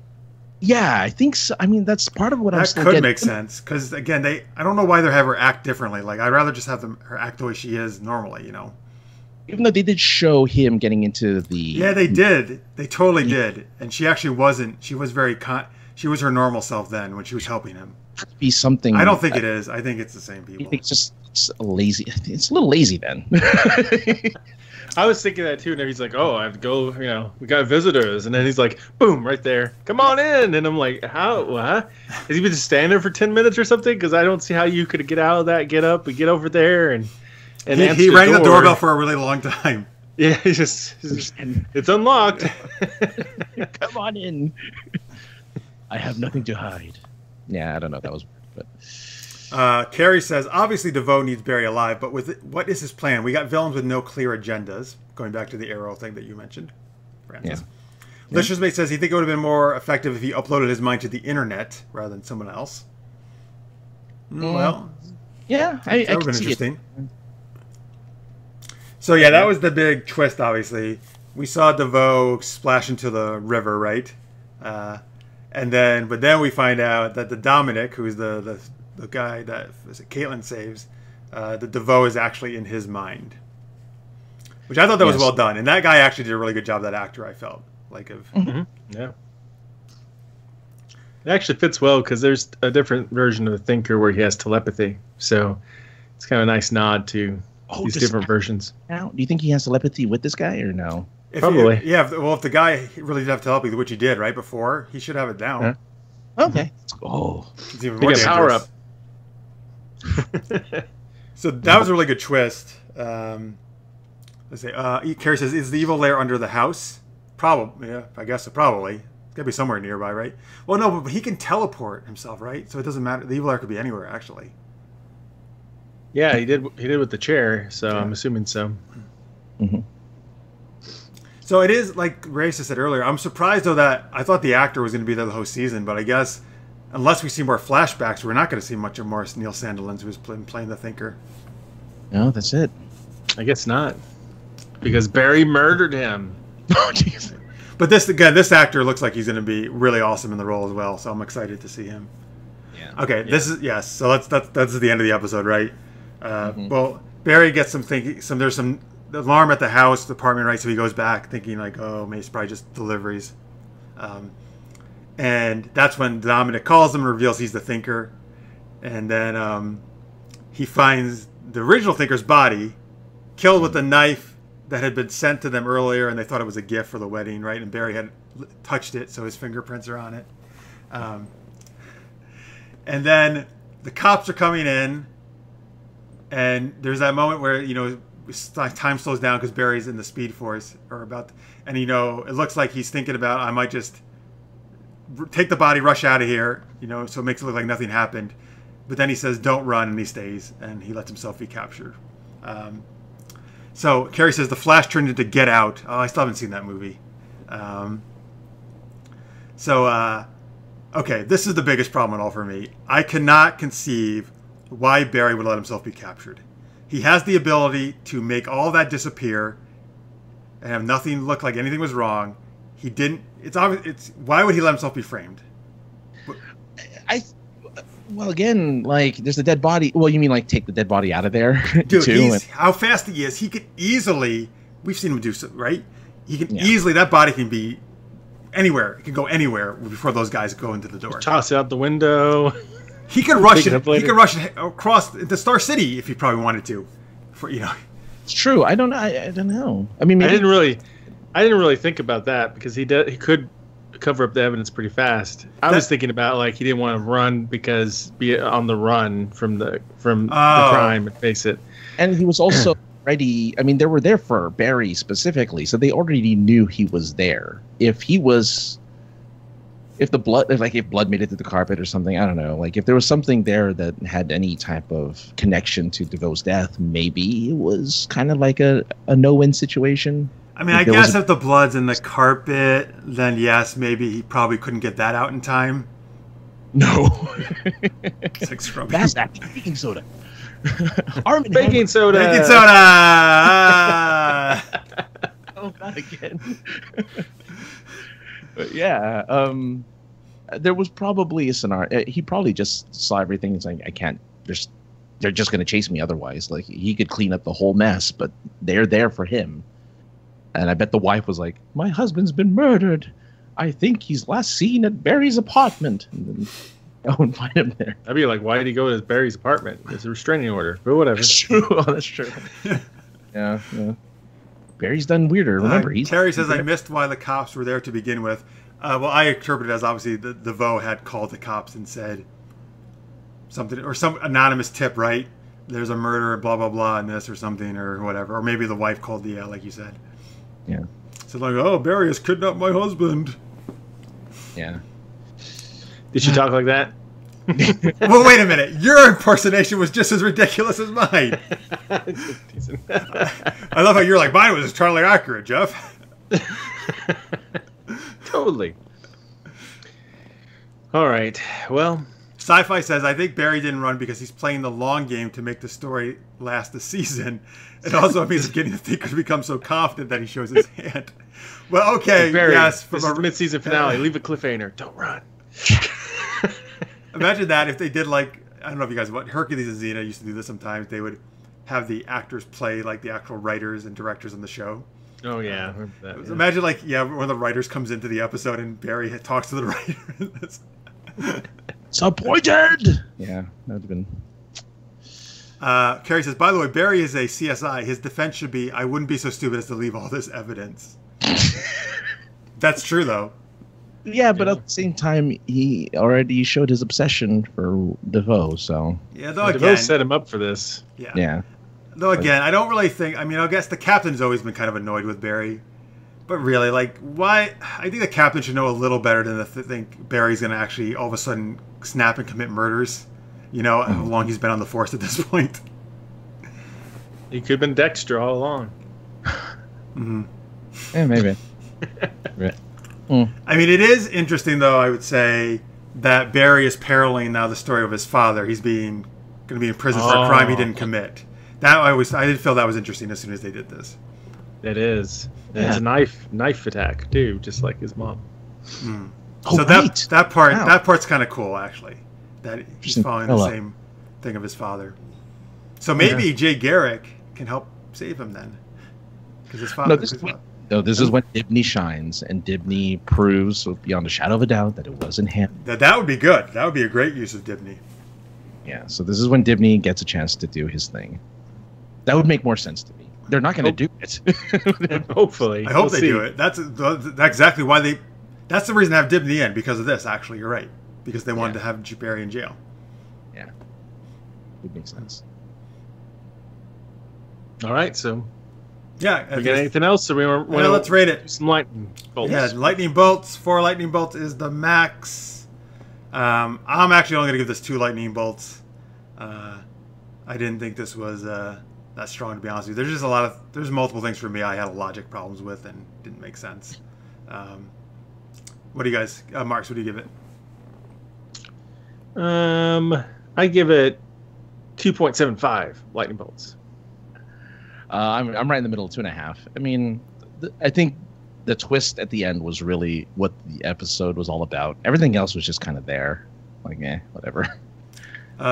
Carrie says, the same captain that was at his wedding should probably believe he's innocent, right? You might think he would give him a little benefit of the doubt. Sci-Fi says, I don't get how Barry can leave fingerprints. Surely his molecules are moving too fast for that. He says, I wonder if his fingerprints look like weird lightning bolts. Well, if he was vibrating at the time, I would say yes, right? He probably doesn't going to leave fingerprints. Yeah. But when he took the knife, he was a normal speed. So. Yeah. He should have known better than pick up the knife, but whatever. He should have vibrated. But they think it's a gift, right? Why would you think? Oh, it's true. I mean, I can get that. And he could just vibrate to become invisible. Nobody would have seen him there. Well, that's what I'm saying, though. He could have obviously just disappeared, but you're right. Then the blood is the problem. Yeah. Carrie gives it 2.5. Sci-Fi 2.75. Race 3.0. Lightning bolts. Nice. Thank you for the ratings, folks. Cool. Yeah. So as we move, I'll be honest with you though. Like, I can't believe Flash has been kind of the weakest show of all of them. I think this season, just about. And that's been so opposite of my other seasons where Flash has always been the strongest one for me. The villains are great. The villain himself is great. It's just everything else is kind of falling flat. Again, I was afraid of this. It's kind of following Arrow, man. Season 3 was a kind of weaker for Flash, and Season 4 is by far the worst so far. I still like the Bachelor's Party, I'm the Flash. I know. That's the whole season is great just because that for you. You're like, I don't care what happens the rest of it. Oh man, that's great. Well, that's actually for the previews. It looks like Iris or somebody's trying to convince him to admit that on the next episode to prove his innocence. Yep. So he could do that, Marx, and then trial. I'm the Flash. So then everyone's identity is going to be ousted. Everyone's going to really now know Arrow is Ollie. Everyone's going to now know. I feel like, in a way, that the Arrow Riders, the Flash Arrows, are spying on the Arrow Riders, or vice versa. Because they got a lot of similarity. Like the bad guy has a video camera in their lair, in their base. Right. Yeah. They're both of them are going to jail. You know, there's some parallel storylines going on here. Barry had, and they introduced Barry's great grandchild or whatever in the crossover. So. Yeah. Yeah. Oh, yeah. Hope we see more of her. And there's children involved. I don't know. Iris will watch next episode. Iris will reveal. They both got married. I mean, married. Yeah. Their team hasn't broken up yet, though. So that's the next thing that's going to happen next episode. That's true. It hasn't yet. Cool. Sci-Fi Paul says Legends was fucking awesome this week. We're going to talk about that in a minute. Carrie says, does anyone know the Trial of the Flash storyline from the comics? I do not. Oh no, don't. Oh, Carrie, tell us about it if you know more about it. Yeah, maybe they're prelaying that. Before we get to Legends, though, let's do a little Black Lightning preview, which is debuting January 16th, I believe. Yes. So that's a Tuesday, right? Yeah. So when the shows come back, Black Lightning will be debuting. Francis, do you want to lead us along the speculation or that? Yeah. So CW put out another trailer, giving a little bit of an origin story for Black Lightning. It's going to be starring Cress Williams as Jefferson Pierce, and Jefferson Pierce will be playing the iconic Black Lightning. We find in this trailer that his powers include all of the martial arts and shooting lightning from his hands. His mission is, of course, like every other superhero show, to save his city from a game called the 100 and its leader, Tobias Whale, who is bent on corrupting it. The 100? Oh, is it a crossover with the other CW show? Oh, yeah. Well, Marx and I were talking about pre-show how everything should be just one gigantic crossover on the CW. So. There you go. Yeah. So yeah, he plays a principal in the show. He was originally Black Lightning, I guess, in his youth. He retires and takes a more civilian lifestyle, but finds that he needs to jump back in the suit again for not only his city but for his kids. He has 2 daughters who also need, I guess, his protection as the Black Lightning. Yeah, I mean, look, I think it's separate from the rest of the Arrowverse, probably on another Earth, but I'm excited. It looks really good. Yeah, I'm excited for it too. I think so far the footage looks cool. He's got some cool moves, got some cool powers, so yeah, I mean, and he's got 2 daughters. One is One's like actually like a post grad or graduate school, and then the other one is in high school, I believe. So actually interesting. I was doing it because I was contacting actually all these actors to be on the show recently. China Ann McClain plays the younger daughter, Jennifer Pierce. She actually, I know this because my niece loves Descendants on Disney Channel. She was in Descendants 2 as Ursula. She was the villain in Descendants 2. Actually, that's where I knew her from somewhere. Yeah, nice.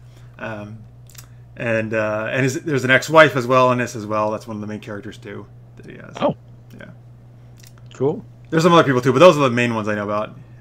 And then, Mark, did you say the daughters you think might be having powers or become heroes in the comics? They do. Did you say that? They did in the comic books. Yeah, they got powers. Are they similar to his, or you don't know, or different powers? Yeah, I think they're same, similar. What are their names? Oh, their hero names. Thunder. Lightning and Thunder. Did you say?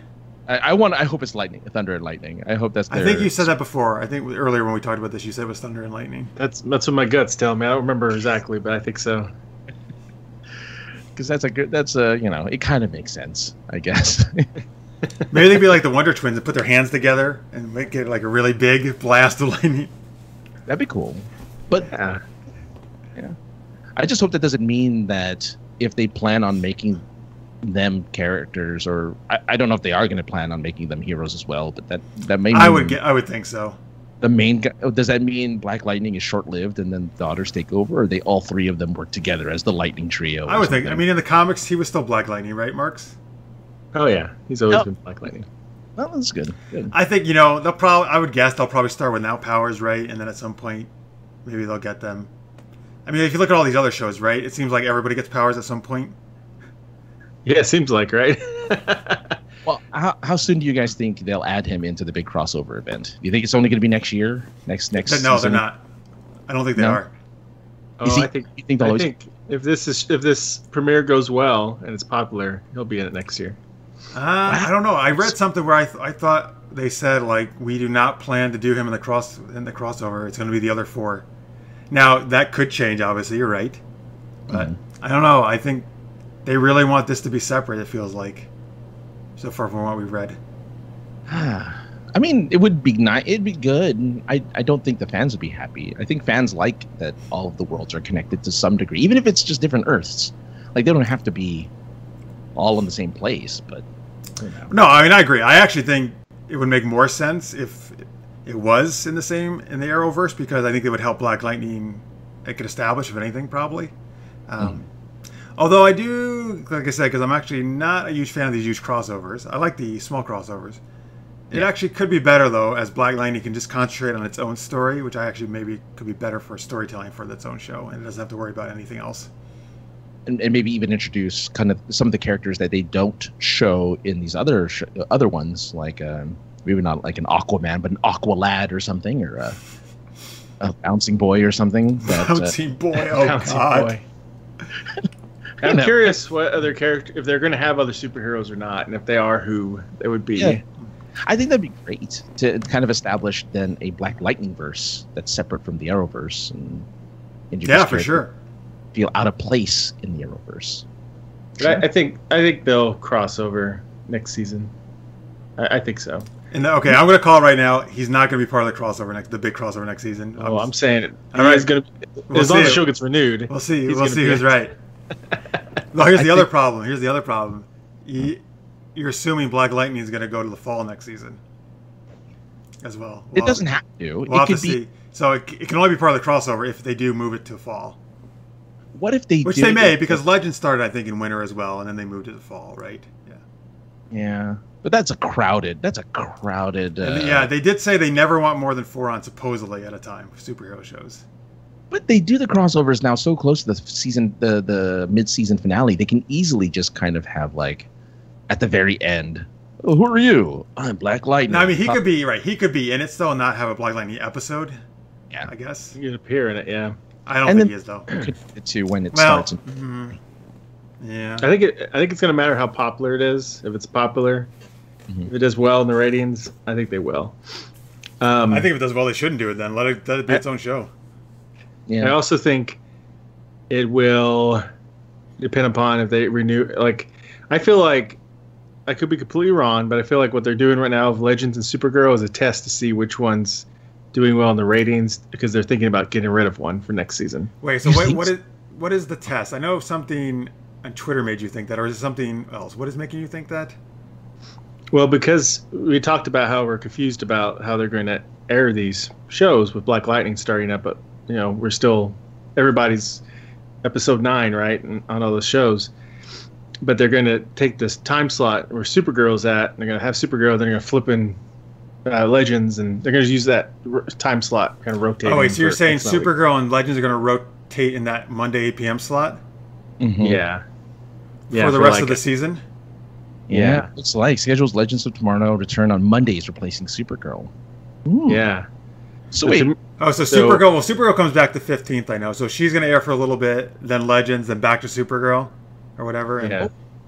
So it looks like, it looks like... Because that makes room for Legend, or for Black Lightning on Tuesday, where Legends used to be. Supergirl returns on April. What? I thought it said... I thought I just saw on the thing it was January 15th. Legends of Tomorrow will air its season 3 finale on Monday, April 9th. Then on Monday, April 16th, Supergirl returns to finish out its 3rd season with 10 episodes in a row, leading to a season 3 finale on June 18th. So I think there's still a little in January 1st, though. Yeah, I think Supergirl's going to have like 2 or 3 episodes. Then it's going to rotate in Legends. Oh, yeah, 4 weeks. So there'll be 4 episodes of Supergirl, then take another break. That's weird. Okay, so 4 weeks of Supergirl, then Legends does the rest of its run, right? And then Supergirl does its final run. Ooh. So Supergirl's going to have a big break then. And Legends has a big break too, It's a more logical break though for Legends. That's a little rough. Man, that's not helpful to getting your show renewed. No, that's why I think, whether they say it or not, they're thinking about canceling one of those 2 shows, is what I'm thinking. And I think if Black Lightning does well, they're going to go, okay, let's cancel one of these 2 shows. And probably going to be Legends if they do that, I would imagine. Well, okay, I'm going to say right now, if they cancel Supergirl and they keep Legends, I may not watch any of these shows ever again. Because here's the thing. Supergirl, in my opinion, is the best show of all of them right now this season. Easily.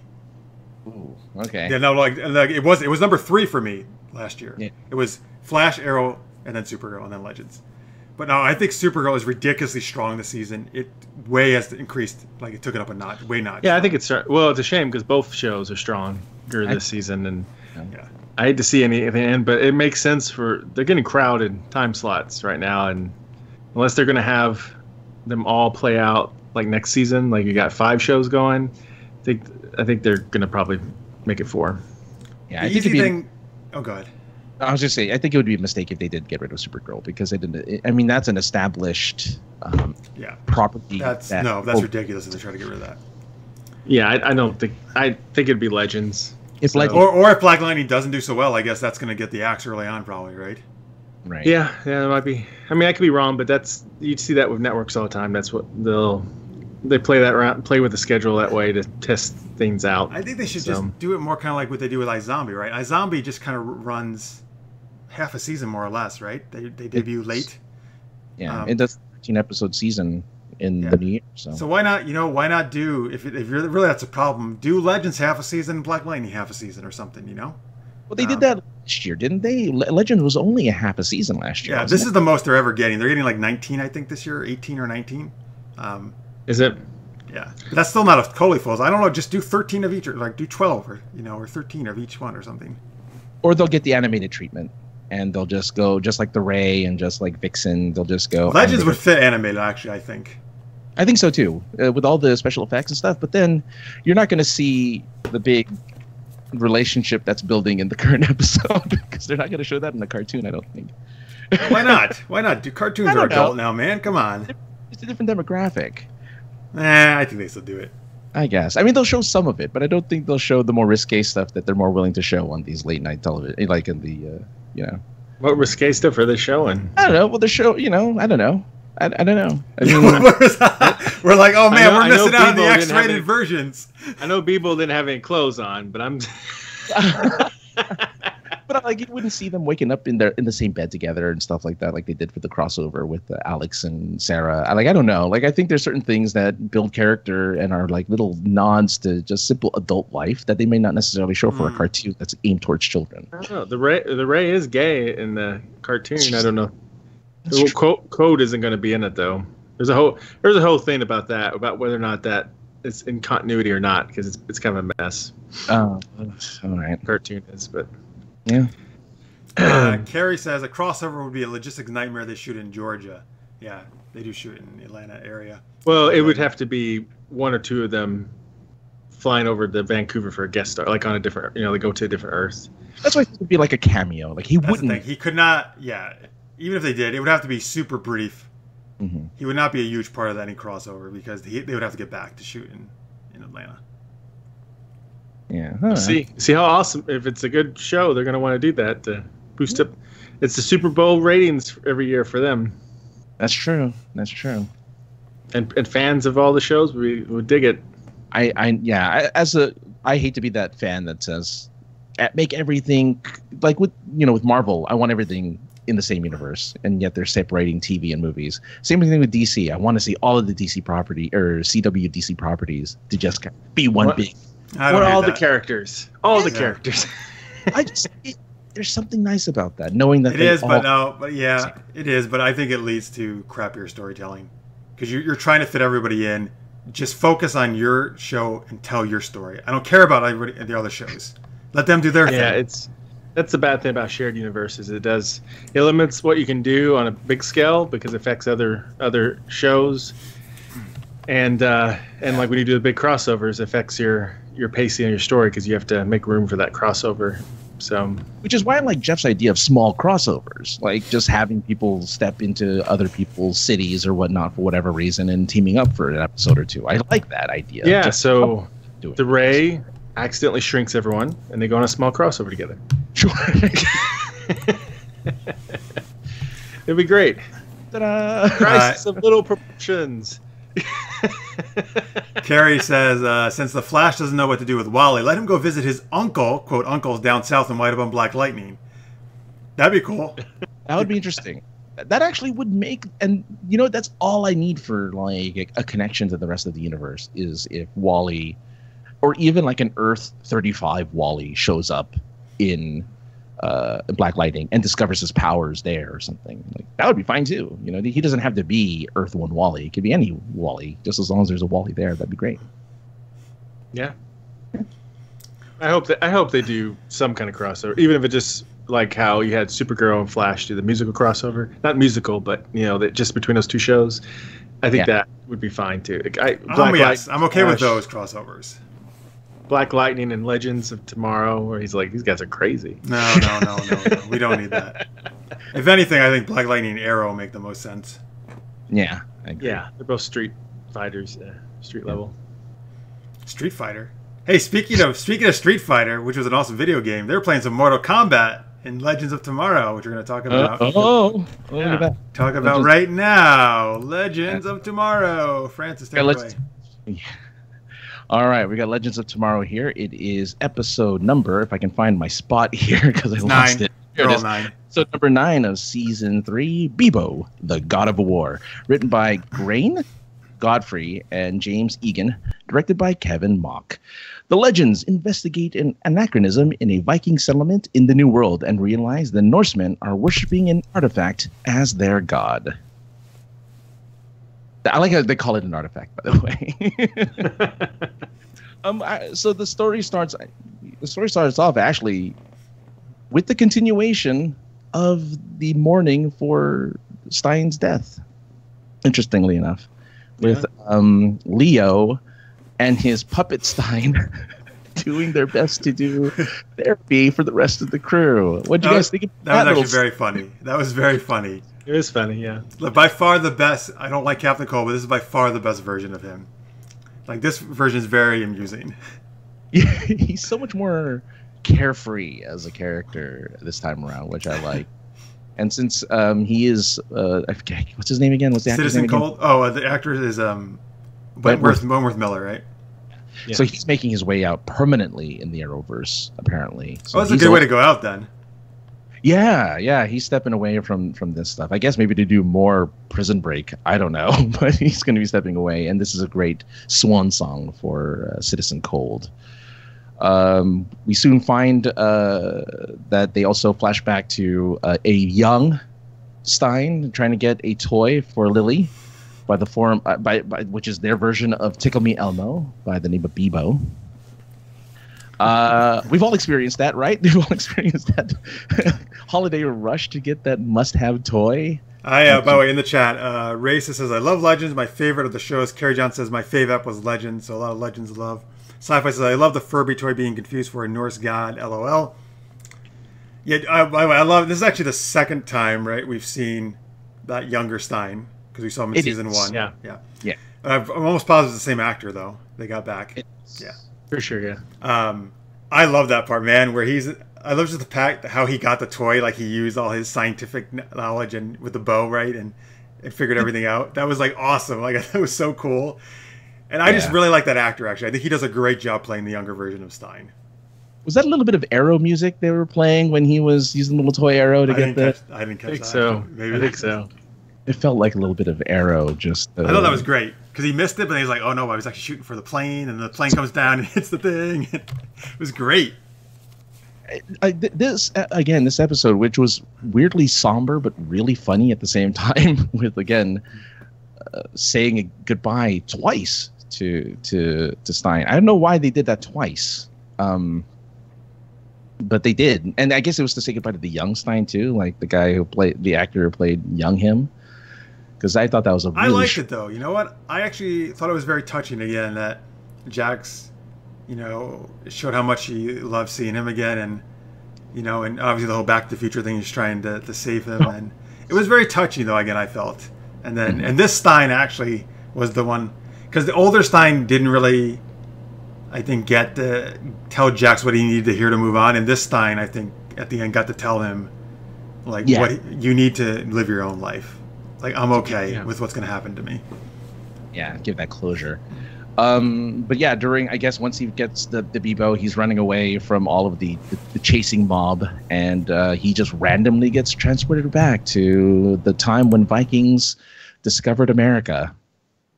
And that Beebo doll, I'm not gonna lie, I snorted and laughed so much when they brought out when the Vikings were talking about their god and talking about how they worship this god, and they brought out in all of its glory. I had tears in my eyes. I was laughing so hard at that scene when they brought him out and the little stretcher or whatever it's called. I guess the little throne, introducing Beebo for the first time. And the fact that everyone said, what was it, Hail Beebo, or what was it? They were saying something to that effect, right? Like they were chanting Beebo's name. And I'm just thinking, this is the stupidest thing I have ever seen, but it's so amazing. Even thinking about it now, like it makes me laugh just thinking about that scene. Just all of these grown adults worshiping, obviously not knowing any better because they're Vikings of the 1000 or the year 1000 or whatever. But I don't know. I really enjoyed that scene for some reason. It was good. It was funny. It's clever. Of course, Leo and Rory are back on the ship, and they're trying to develop a relationship. When I think it's very interesting because they both lost their respective doppelganger, you know what I mean, or their respective partner, in their own Earths. Mm-hmm. And this is them, I guess. I don't know if Leo's trying to bond with Mick or not. Do you think it's a bonding thing, or is he just looking out for him, saying, "Yeah, you shouldn't be drinking this much. You're an alcoholic"? I mean, I think it's a combination. I think it's him missing the friend he knew from his Earth, mm-hmm. and then also wanting to help his friend or the person that seems like his friend to be a better person, because he knows what he's capable of, at least his version of his Earth. So I think. Yeah. I was gonna say that his version of Mick saved people, if I recall. He saved a bunch of cops at one point. Yeah, so he knows he's capable of really a lot of good, and it probably bothers him to see his friend have fallen so much into crime or whatever, and drinking and everything, and wants to help him out. Mm-hmm. So Just want to also mention, though, I do love how they keep continuity, weirdly enough, when it comes to anachronisms. Like when they talked to Ava for the first time, the name of the holiday was Beebo Day, right? Yeah. Yeah, that was funny. Oh, it was a Beebo Day miracle. Oh man! Oh, there's a lot of. I love that they're keeping that consistency with the anachronisms. I really like that. And eventually becomes Odin Day and Christmas Day. But yeah, that was funny. Although, I mean, it makes me wonder, like, how is she like adjusting so much faster than them for Odin Day, especially? But either way, it's funny. Yeah. Well, what do you guys think about the now kind of establishing of the Sarah and Ava relationship? Do you think Ava's a lesbian or bisexual, or you think? Oh, 100%. 100%. It's established in this episode. I brought it up when the Vikings were like... She says, I'm not into husbands, yeah. Yeah. And I have to say, Ava looks really good as a Viking. I was like, wow, she looks really good as a Viking. That was my first thought when I saw her as a Viking. So, yeah, Ava's one of the things I've actually liked a lot about this show. She's one of my favorite characters, so I liked that she was featured a lot in this one. It was also nice that, finally her and Sarah kind of more on the same team this time instead of fighting. That was, it's nice to see. And they're absolutely going to get together. Now, what I like, though, is my problem with Sarah has been that they've changed her a lot from Arrow. And though this episode I felt she was a little bit more back to how I like her. And that it'd be nice to see her in a relationship that she actually really cares about someone. And I think this is the one it's going to be. I think her and Ava are going to ideally have maybe some of a legit relationship, not just a one-night stand thing. I think that's what they're working towards. I mean, it seems like that's, Ava's really warming up to the legends, specifically Sarah, because that's who she deals with most of the time, right? So you kind of see her warming up to the idea of them doing what needs to get done to fix the anachronism. So, yeah. And I'm all down for that. We'll see if it makes it another season to build that relationship. Well, Sci-Fi says, I think Mick might get written out at the end of the season. He might be back with Leo and join the Freedom Fighters. I don't think now Mick is like probably the strongest thing of the whole show. No, yeah, the writers love that character. As long as that show's on, unless the actor wants out, they're gonna have him on that show. I think so too. Listener's Mate says, I like Jess as a Viking, meaning Jess McCallum, who plays Ava Sharp. Oh yeah. No, yeah, I think Mick is going to stay around for a long time on that show. That's perfectly fine by me. So I guess Rip's in jail or in prison. For the Time Bureau prison, right? I like though how Sarah actually was. She was upset about it. She's like, "Oh shit, he's in jail." Although I don't know what she thought was going to happen to him. It wasn't going to be good. Yeah, as if they weren't taking the threat. I mean, he was the only one taking this threat seriously enough, and I guess that's obviously going to change. We're going to probably see Rip again as a result of... Maybe now they'll actually be like, oh, shit, Rip, you're not so crazy after all. You know what you're talking about. Oh, yeah.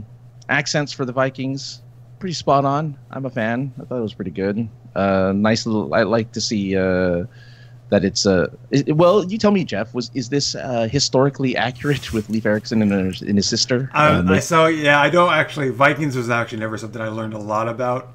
Okay. Ancient medieval. Well, that actually does fall in the medieval time, but the Vikings for some reason I never learned a ton about them. I can tell you from my limited knowledge, I had no problem with the portrayal of the Vikings here. I mean, orange. I'm sure they took some liberties as always, right? But it looked kind of like the people on the Vikings TV show. So I think it's. And I don't know. I mean, Leif Erikson was actually portrayed quite, I think, nice in this one episode. I was like a good guy. Yeah. I was a fan. Raisa, by the way, says the Time Bureau is useless. It kind of is. Pretty much. Yeah, they're proving to not do anything that's least helpful to the... Too much bureaucracy. That's the And in the chat, one of my favorite names, Catnip Ninja, says, don't want to get any spoilers because I'm so far behind. Just wanted to pop in and say hi. Hello, Catnip Ninja. Thank you for being here. Hi, Catnip. But yeah, what is this? What was this? Playing a cat? That's a cat claw. Oh, okay, very good. Now be a cat and a ninja. There you go. Okay, good. Those all the martial arts. Those all the martial arts. Yeah, and then of course, really again, the show doesn't even revolve around Beebo, despite the fact that that's the point of it all, and yet, out of nowhere, right when you think this show is about to resolve itself or just get worse, Dark, in the most ridiculous Odin costume, comes down and claims himself a god to the Vikings with appropriate lightning effects. The lightning was cool. He was doing though, man, with the staff. Like it was really cool. It was a lot. It was cool. He looked so bad. You didn't like the long hair? Yeah, that long blonde hair and the helmet, and everything just made me think who's going to take this dude seriously? Well, look, after one eye. Who, Odin? Oh yeah, you have only one eye. That's true. Well, after Beebo though, come on, he's very believable as a god after Beebo. Yeah, well, I guess. I mean, I really love Beebo. No, I want cuddles. I was sad when Beebo got killed. That sucked. Yeah. Beebo dying at the hands of Mick. That was a little disappointing. But I guess it had to happen eventually. They had to find it was a false god. But so speaking of Dark, his daughter Nora was there. Now, Raisa says, surprised Nora was killed, but feeds into Constantine return. I actually didn't think Nora was dead. Is that what you think happened? They said she died. They said it? They did? I thought it was ambiguous. I thought like he didn't know what happened to her. No, I think somebody says, "Oh, I can't." Somebody says in passing, "You killed. She's dead," or something like that. Like they actually announce her death. And the way that Damien was over her body made it kind of seem it's possible that she's dead. I don't know. It's pretty ambiguous, but. Raisa says in the chat, I think young Nora is the girl possessed by a demon that Constantine wants help with. Oh, that makes sense. Maybe. Raisa says, yes, she's dead. Well, that super sucks, because, again, that's one of the... I think Nora was one of the strongest things about this season. And that's a shitty way to kill her. Like, why would that have killed her? What did kill her? They crossed the streams, basically, more or less, the flame and ice together. Yeah. Why would that have killed her? Come on, really. She's not so powerful. What about ice and fire causes seriously, that unless they're going to bring never cross the streams. I mean, maybe they're going to bring her back in like some way, and that's I guess. But like that sucks that they're killing her off that soon. Well, Maulus brought back a bunch of people, right? So Maulus can bring people back to life. That's a stupid way to die. Brought Dark back, so it's very possible. It is a dumb way to die. It was really unceremonious, which makes me feel all right, like this episode. See, I really like this episode, but that took a hit to this episode. If she's dead, I think there's a chance. I think it's again. There's no definitive. Like, oh, she's dead, Jim. Like, there's nothing definitive. Somebody just said it in passing. It wasn't like, I don't know. I feel like it wasn't in stone, but maybe it is. I mean, nobody took a pulse. We don't know. Yeah. Raisa says it is. Maybe it's. Well, yeah. Well, Carrie says though, man, Dark has some Lazarus pit water sitting away somewhere. Probably. I'm not convinced she's. Well, I mean, he can time travel, right? So he can get to the Lazarus pit anytime he wants. Yeah. Right. That's true. Yeah. And they even showed how Grodd has the ability to time travel now too. So a lot of easy time traveling for these people. Like, what is the point of the Wave Rider when you can just press a button? You're time traveling all over the place. I don't get it. Whatever. Of course, Back to the Future reference. Thanks to Young Stein. Always appreciated. Yeah. The loophole that was supposed to save his life, of course, never happens. Which is fine. And then inevitably leads to Jax leaving the ship. What? I did not see that coming. Yeah, that was a little surprising. Why? That was a little weird. But I feel he's going to be coming back. You think so? I mean... Why would he, though? Well, we never heard about him leaving the show. It was just Victor Garber. Yeah. Like, why... So, I don't know. I just feel like why we would have known about this beforehand if he was leaving the show for good. I think so too, but maybe it's because again, does he still have the Firestorm Matrix in him? I don't know if he does. because he took the thing that he took the medicine or the liquid that supposedly destroys the Matrix or something like that. I don't know. I took it as he does, but he hasn't turned into Firestorm, so I don't know. Well, it seems like he can't do it on his own. I think he still needs to pair up with somebody else. He needs to find a new person. Like Lily. Oh, that's a good reason for her to stay around. I mean, she doesn't have a, she technically has no reason, the actress at least, has no reason to be in the show without her dad being around, without Victor Garber being around. So, I don't know, maybe.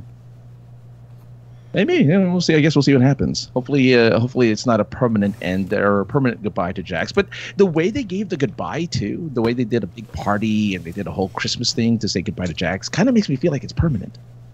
Like he's not on there on IMDb anymore after that. So of course that can mean anything. Though. Doesn't mean anything, but yeah. Huh. That's all right. That's interesting. If it is that his farewell at all. I mean, not that it doesn't make sense. It obviously does because he's not Firestorm anymore. Yeah. All right. I did like, by the way, that Jax was playing Jax in Mortal Kombat, the character Jax. I didn't realize that.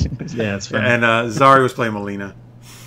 Well, all right. There's no Zari character in Mortal Kombat. But that was cool. That was funny.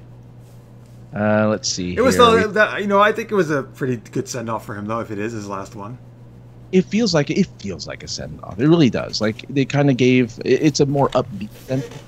It's more of hope as opposed to of death. Well, that's disappointing if that's the case. I didn't even think about that. Yeah. I'm still not convinced it is, but we'll see. I mean, who knows? I mean, we have Constantine at the very end of the episode coming in as like, well, I need your help, Sarah. I'm like, oh, all right, Sarah, I guess I'll help you. So maybe he might replace. I don't know if we need somebody like him replacing her or I don't think he's going to be a permanent. No, he's just guest. Yeah, just the guest. Okay. Well, of course. Hey, Marx, if you're right and the show's going to cancel, then who cares if he leaves now, right? Might as well get out now. Maybe it is. Get out while the getting's good. I'm now. Yeah. Like I left on my own terms.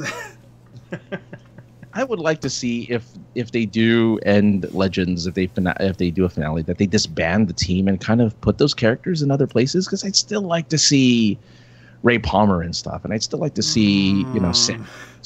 Like I would still like to see them doing things on the. They would probably have them guest star at certain times. I don't think they need to be necessarily permanent. Yeah, Team Arrow is like minus a few people. They could certainly use a couple of them coming by. Yeah, Adam could join the team. Sure. Yeah, when they were at Arrow initially, I'd be like, great. Now that they've been ruined by Legends, I'm like, I don't need them back on Arrow. Well, maybe they'll get normalized. Or readjust. Maybe Ray will be like, oh my god, suddenly I am actually super genius again, and I'm not doing all these goofy things. It's like, wow, that time travel really was hurting my IQ. Who knew? Side effect. Everything's normal again. And Sarah's like, oh, you know what? I think I'm going to go back with Nissa and be in a really long-term relationship. Oh, yeah. Well, I guess, does this Ava thing kind of erase the whole Nissa coming back then, or is she? Well, I don't think basically because Katrina Law's in a show now in a bigger role. Who plays Nissa? I think that's kind of the biggest issue. Mm-hmm. I love Nissa, man. Like even with Sarah, or no, I don't. Nissa's great every time she's on Arrow. Yeah. I think Katrina Law rocks. What is Katrina Law on? I actually don't know. So give me a second. I'll look it up though. But some of our smart viewers told us. Speaking of Sarah, she did get a chance to actually talk face to face, sort of, with Mollis. So Mollis is a thing. He does exist, or he does exist. But we still don't know what we don't. He wants to bring pain to the world, which I don't. What does that mean? That was his big reveal. Like, I think it's gonna be Vandal Savage. Oh man, you're well. You keep saying you're really convinced of that.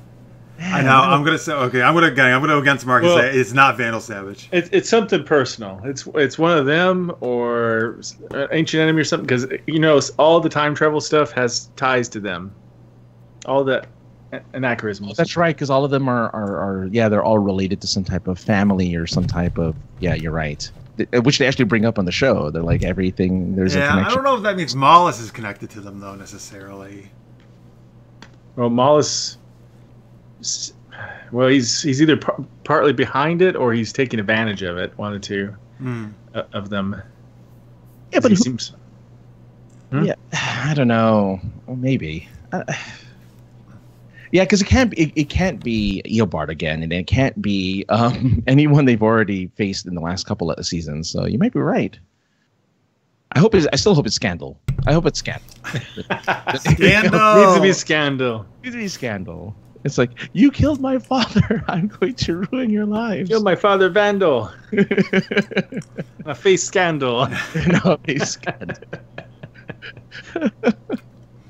By the way, Katrina Law, according to IMDb, she's filming a series called The Oath. She's playing a character named Karen Beach. There's an episode that says dated February 18th, 2018. So I guess it's supposed to be a debut in early 2018. The Oath. Yeah, I don't. Let me see if it says anything about The Oath. Explores a world of gangs made up of those sworn to protect, defend, and shed light on corrupt and secret societies. Oh, interesting. Crackle. Oh, Yeah, so it's on a Sony Crackle. Oh, so it's an online series. Yeah. She's done those before, actually. It looks like she's also currently on Training She's Day. on Training Day, it says, yeah. But is Training Day still on? Did that? I think it was canceled, actually. Yeah, so she was probably on last year, right? Training Day, the first season. Yeah. But she was on that a lot, actually. There's only one season of Training Day, so Yeah. who knows?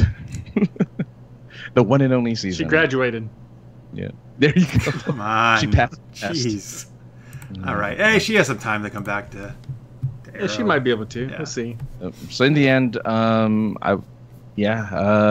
Marvel reference is the only last comment I have about the show. I guess that means something. Right. I guess I'm gonna be happy with the back. I'm gonna be happy. I'm gonna have to be happy with the Mortal Kombat and the Back to the Future reference. Yeah. I was really wishing for at least one other, Marvel reference to kind of, to kind of round out the show. They should have made with Odin, they should have made some kind of Thor joke. I don't know. Yeah, or unless Odin is the reference, which is not really. It's Norse mythology, so maybe not. But Nah, they made it much more obvious. yeah, a Thor reference would have been good, or a Mjolnir reference would have been good. But anyway. Yeah, and actually, this one would have been totally made. The other one's just been coming out of the blue. This one would have fit. But anyway, all right. Okay, I guess it's. Any other thoughts on this episode? We're gonna rate it out of 4 Gideons. All right, let's do it. Francis. I give it easily 4. Ooh. It was so. I laughed so hard through most of the show, and again, just a lot of heartwarming stuff interspersed in between, and we got a lot of Ava. Ava's awesome. So 4, all the way. Ava is awesome. I agree. So this is now the 3rd episode I've actually enjoyed of this season. This is a lot of fun, actually. There's like the beginning was great, and there's a lot of fun in this episode. I even some of the stuff that seemed not to make sense, I was okay accepting it.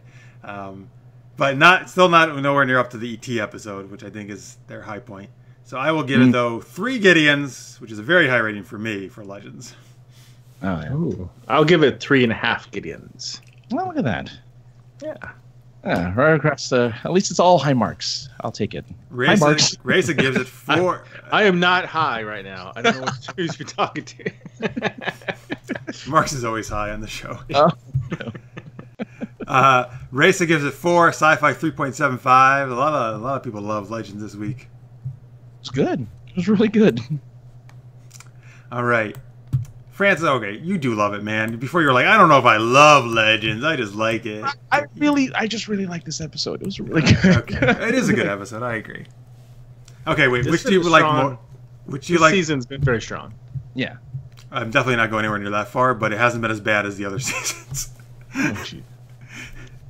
There's actually the other seasons. There's only been 2 episodes I've enjoyed, so it's already surpassed that for me. The seasons. So, What were you going to ask? What team? What were you going to ask, Francis? which do you prefer more, Riverdale or Legends? Oh, it's like trying to choose between my children, like I can't do that. Yeah, if you could only watch one of them. Oh, that's a tough one. Man, I'd have to give it to... You know what? Riverdale never makes me laugh. Legends makes me laugh. Oh, I thought you were going to go with Riverdale. Wow. Oh, you're surprised? Surprised. Riverdale, Yeah. good. I like something that makes me laugh. Riverdale makes me laugh on occasion. Riverdale does not look like a humor show at all. Yeah, it looks hilarious. Sitcom, right? Yeah, it's pretty much a downer. People are getting murdered. Oh my God, repairs are terrible. Which I've started watching a show, and I do enjoy the show quite a bit, but it is not a funny show. No. Listeners May says, I bet you anything that someone from the show took the Beebo doll home with them. Oh, I guess he means like one of the crew or actors. Well, they had several of them. I mean, they burnt one, and they had another spare, so... Sci-Fi says, at least they didn't sing like they did in the NASA episode last year. Oh, it was so bad. Oh, that Deo. Oh God, I couldn't even watch. It's one of those things. I was so embarrassed for the actor, I had to turn away.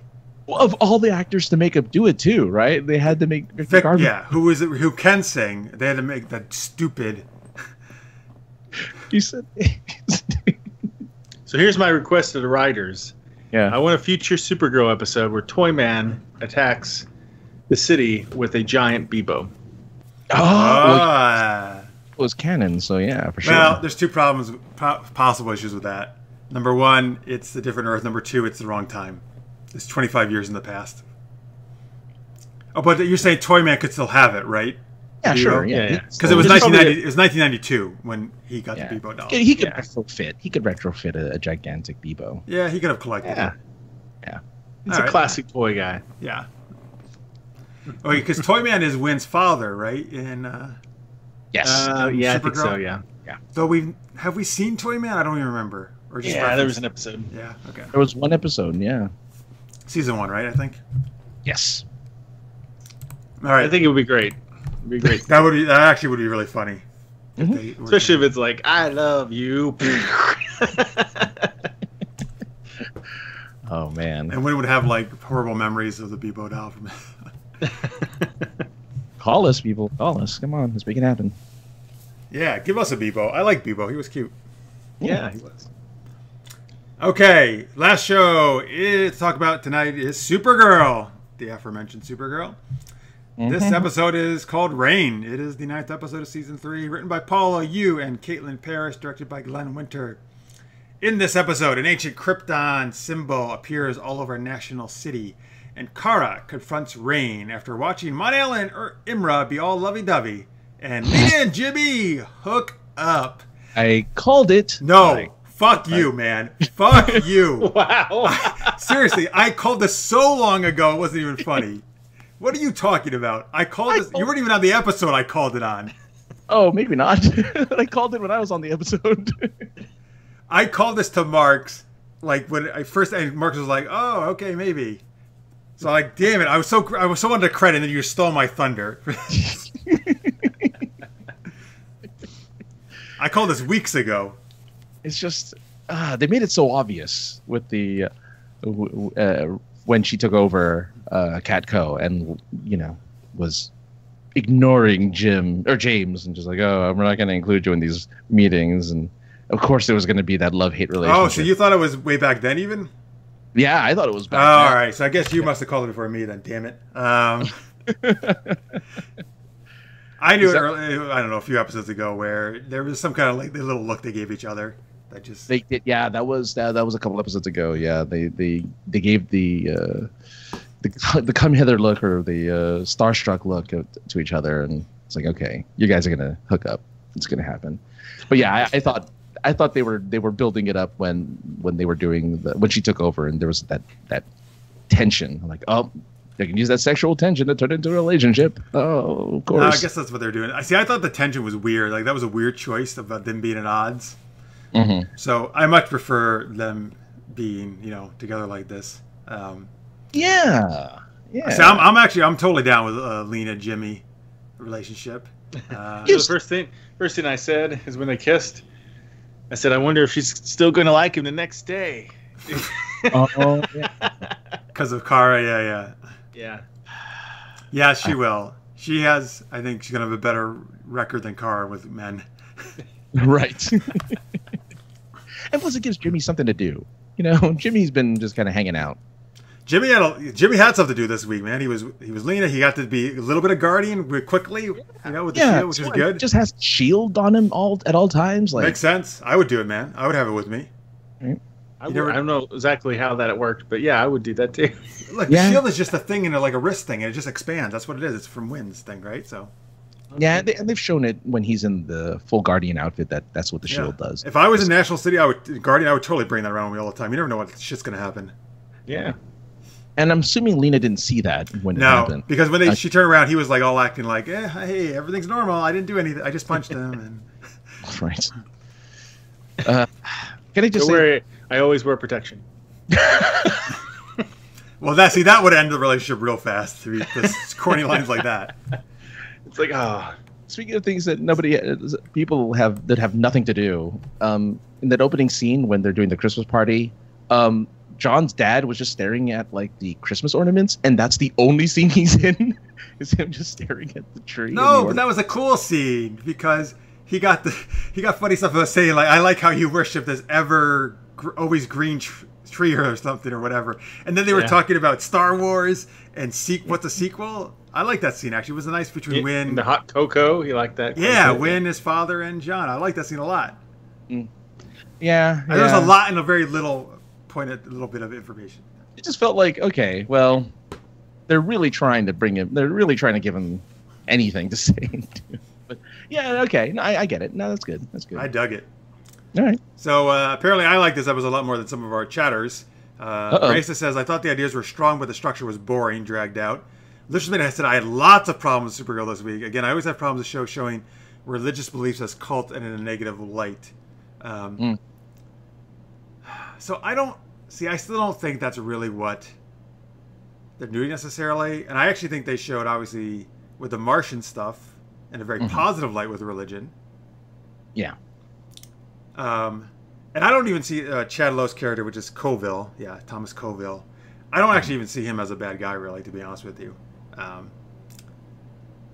Who he returns this episode, the leader of like the Supergirl. But they portray him as someone who's nuts. You know what I mean? Like that's the only reason why he's. I don't think he totally is, though. I mean, yes, he's overzealous and he goes too far for sure. And I mean, I think that's the danger, right? They're showing the danger of going too far with your beliefs and where you start where it hurts people. Yeah. Which happens in real life, obviously, all the time. Yeah. No, I agree. But Raisa Butler says, Papa Martian Rock. Okay, so she did enjoy there you go. Marin. And, all right. So Lena and Jimmy, there's not really a good ship name, I think we discovered for that, right? Limmy, that's terrible. Gina? No. What? That's Gina? Yeah, Gina. Gina? That's not good for ship name, really. Lolson? Jimina? Lolson? Jimina. Wait, what's Jimina from? Jim and Lena. Jimina. I get it. Jimina's not bad. I could go with that one. Yeah, not too bad. No, I'm not going with Lolson. I'm sorry. Lol. All right. No. All right, shippers out there. That's our contribution. Jimina. That's from Francis. Yeah. Sci-Fi says, I thought it was boring. Would much rather watch Overgirl. Oh, he has such a thing for Overgirl.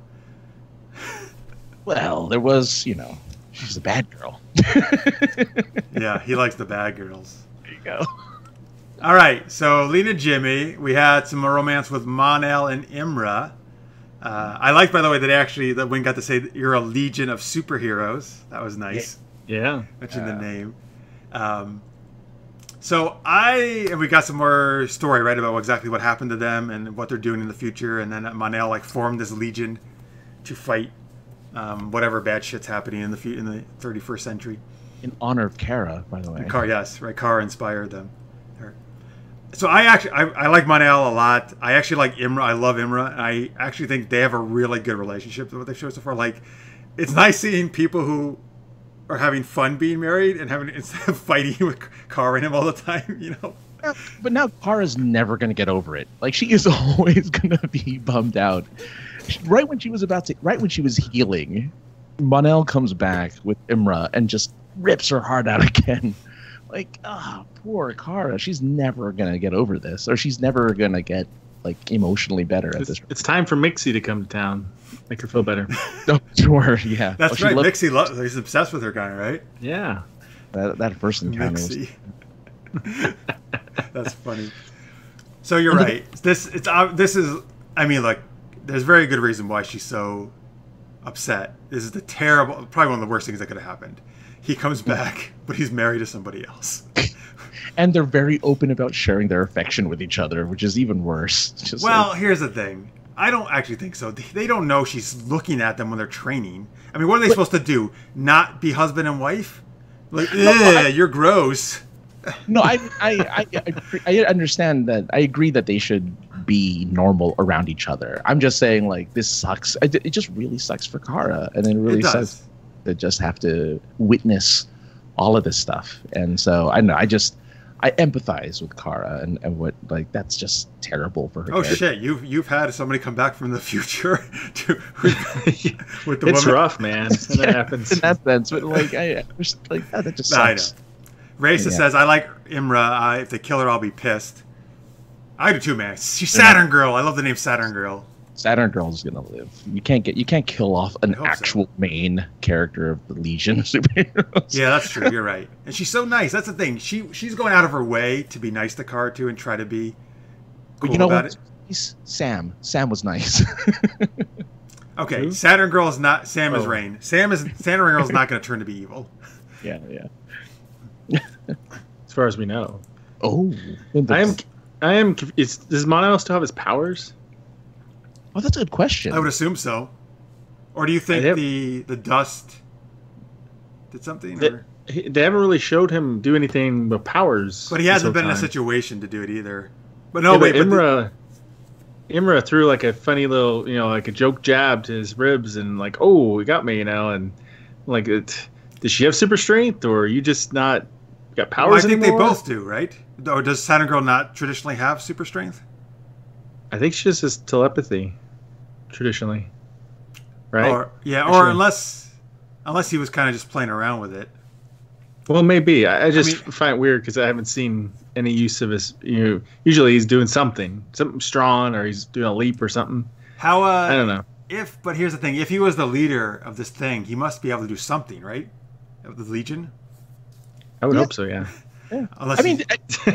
He grew a beard. All right, Jeff. Maybe they can't grow beards in the future, and they're like, "Whoa!" We will follow you to the ends of the earth. Facial hair. That's so 20th century. Maybe he hasn't really had a reason to use his powers for anything. Even though they were using the fighting dummies, you'd think. He's had no reason to do it. And I actually liked that episode because they both actually showed that Mon-El actually has like some martial arts. He learned like to be a better fighter now rather than just punching. Oh yeah.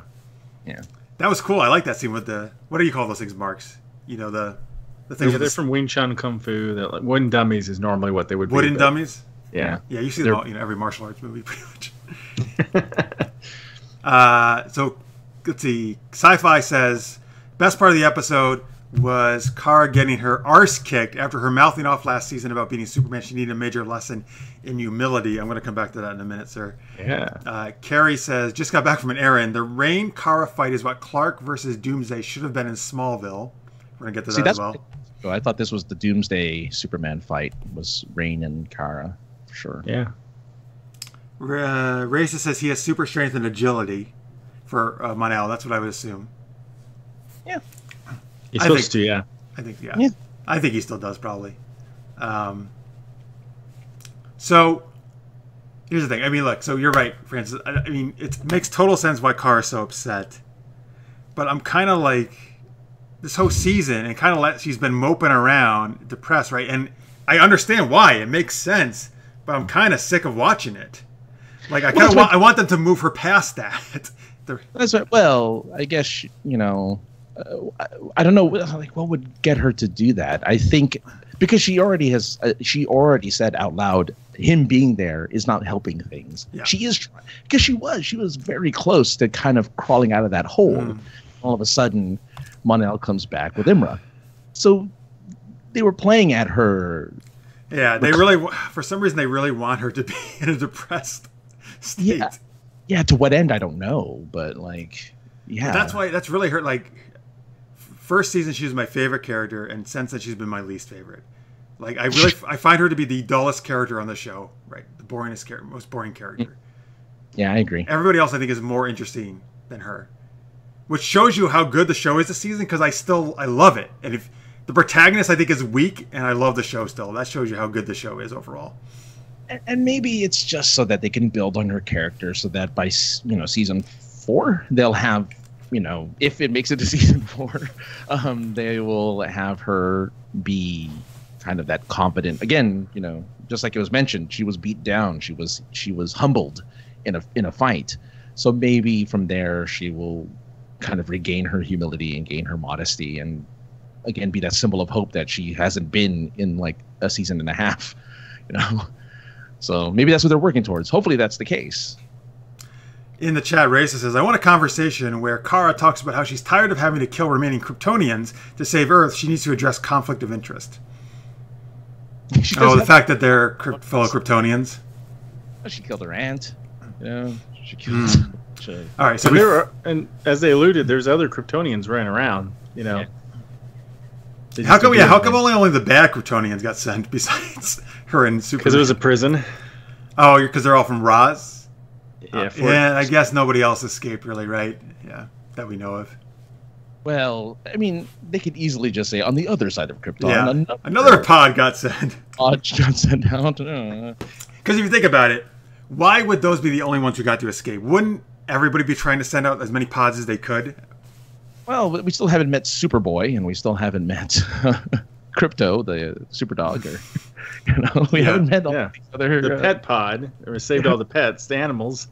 You keep bringing up the Kryptonian animals, but I do love bringing up the Kryptonian animals.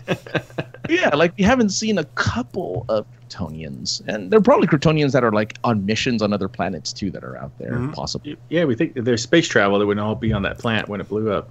Yeah. So before we get to the big Supergirl Reign battle, let's talk just a little bit about so Thomas Colville and Morgan Edge both have returned to this episode. Yes. So what do you guys think about them? I think Colville's a cool character, and I think it was cool that he knew more about this ancient stuff that no one else knew about Krypton, not even Kara or her mother. Yeah, he was a plot device, though. I mean, whatever. See, I really dig him. I think he's a very interesting. I think Chad Lowe does a really good job playing him. Yeah, it's a good way to bring him back, and he is a different kind of character you don't normally see. Yeah, that's why I like it. I like unique characters. Yeah. Oh yeah, I think Edge was wasted. Just he was a foil. He was kind of like the red herring for the episode. But yeah. Oh, Edge, you said Morgan Edge was a red herring. Yeah. Like, it was just I mean, he didn't have anything really to do. No. I do like, though, that he has a lead line panic room. That, I think, fits with what he would do. Oh, yeah. Yeah. Yeah. But I thought, it was fine. I didn't think that they didn't contribute to the episode. I just think, well, they were there. They helped move the story along well, so I'm happy they were there. Raisa, by the way, says, don't joke, I want Crypto, played by an actual service dog. I actually don't think he was joking. I think he would be happy to see Crypto, right, Francis? Yeah, that'd be amazing. That would be so fun. I'd love that. Yeah, I'm not joking. That would be great. And they need it. I think that it infused a little more fun in the show because, everyone else is laughing, like Win and I guess Lena and Jimmy now. But put more smiles on people's faces. Cute little dog flying around with Kara. That'd be cool. Yeah, that's actually what Kara needs. She needs a dog. Yeah. Right? Yeah. Some animal companionship. Mm-hmm. Sure, all right, so we had so Supergirl finally gets to meet Reign. Then we see Reign in all her glory, right? Sam has become Reign now. After making pancakes for Ruby. So, what Raisa says, I don't think Reign was well realized. So at first, Reign is, she's actually like killing drug dealers and gang members, right? That whole scene was Batman. Did you guys notice that? Like the cape, the way they shot it, they shot it. They even had like a little bit of the shadow of the cape that looked like a bat. I was like, oh, they're kind of doing a Batman scene, and then that fight scene was a little bit like from Batman Begins when he's in the what do you call it, in the warehouse with all the things or the containers. Like there were a lot of parallels to that, which I thought was really cool. Except she killed them. Except she killed them. Yeah, that's the only problem. Yeah, I didn't. Here's the thing, though. Since they were like scummy people, I didn't actually like. Well, she's really not that bad right now. She's killing people who are probably killing other people, right? Like criminals.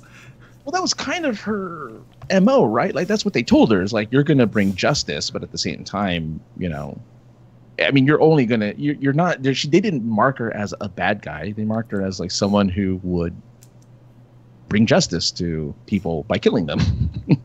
There's a harsher justice. Yeah. There's a character in Image Comics called Supreme. You guys know that character? He's sort of like a Superman type character, and he was like he would just like rip people apart and stuff when he fought them and kill them. And yeah. Right. Was he supposed to be a hero? Well, it was the '90s, so it's one of those darker anti-heroes. Yeah. Yeah. Oh, you're right. That was the big night in the '90s, like Spawn and stuff like that. And the boys. Who?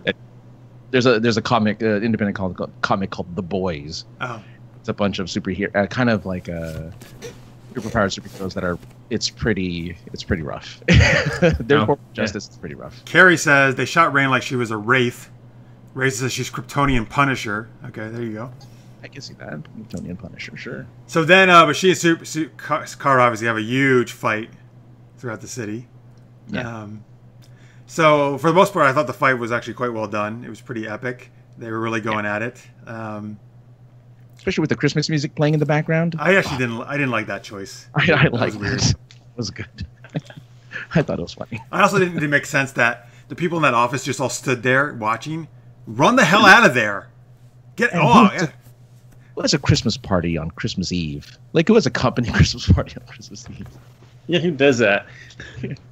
only one other franchise has ever done that. That's Die Hard. Die Hard is the only other franchise that had a company celebrating Christmas on Christmas Eve. That's one of the best action movies ever made. So that's totally cool, man. Yeah, no, that's fine by me. So yeah, I mean, I thought the fight was really cool. I'll be honest with you. I saw the preview for the following episode, like when it comes back, so I kind of already knew Rain was going to win, unfortunately. But I actually like that. I think, I'll be honest with you, I was kind of rooting for Rain to win. Mainly, here's the thing. I agree with Ian, Sci-Fi Pulse, in the chat. Last season I said this too, and I know a lot of people don't agree with this. At Dragon Con, actually, most people did not agree with this. It was good to hear other people's viewpoints. I think Kara is too arrogant. Like, she's overconfident. Like, good to be confident, but I think she goes arrogant. Like, she's like, I'm Supergirl. I can take care of everything. Like, Rain, you better give up now, or you're gonna regret it. That's basically the idea, right? Like, she's Supergirl. She can do anything she wants. Nobody can stop her. She was really bad about that second season. She's tapered that down a little bit this season, but every once in a while you hear that, where she's like, "Oh, I'm better than human. I'm Kryptonian." She throws out a few things here and there. I think that came out again this episode. Which is why I think I was glad. I was like, you know what? Maybe this will teach her some humility. Like, Rain gave her a beatdown.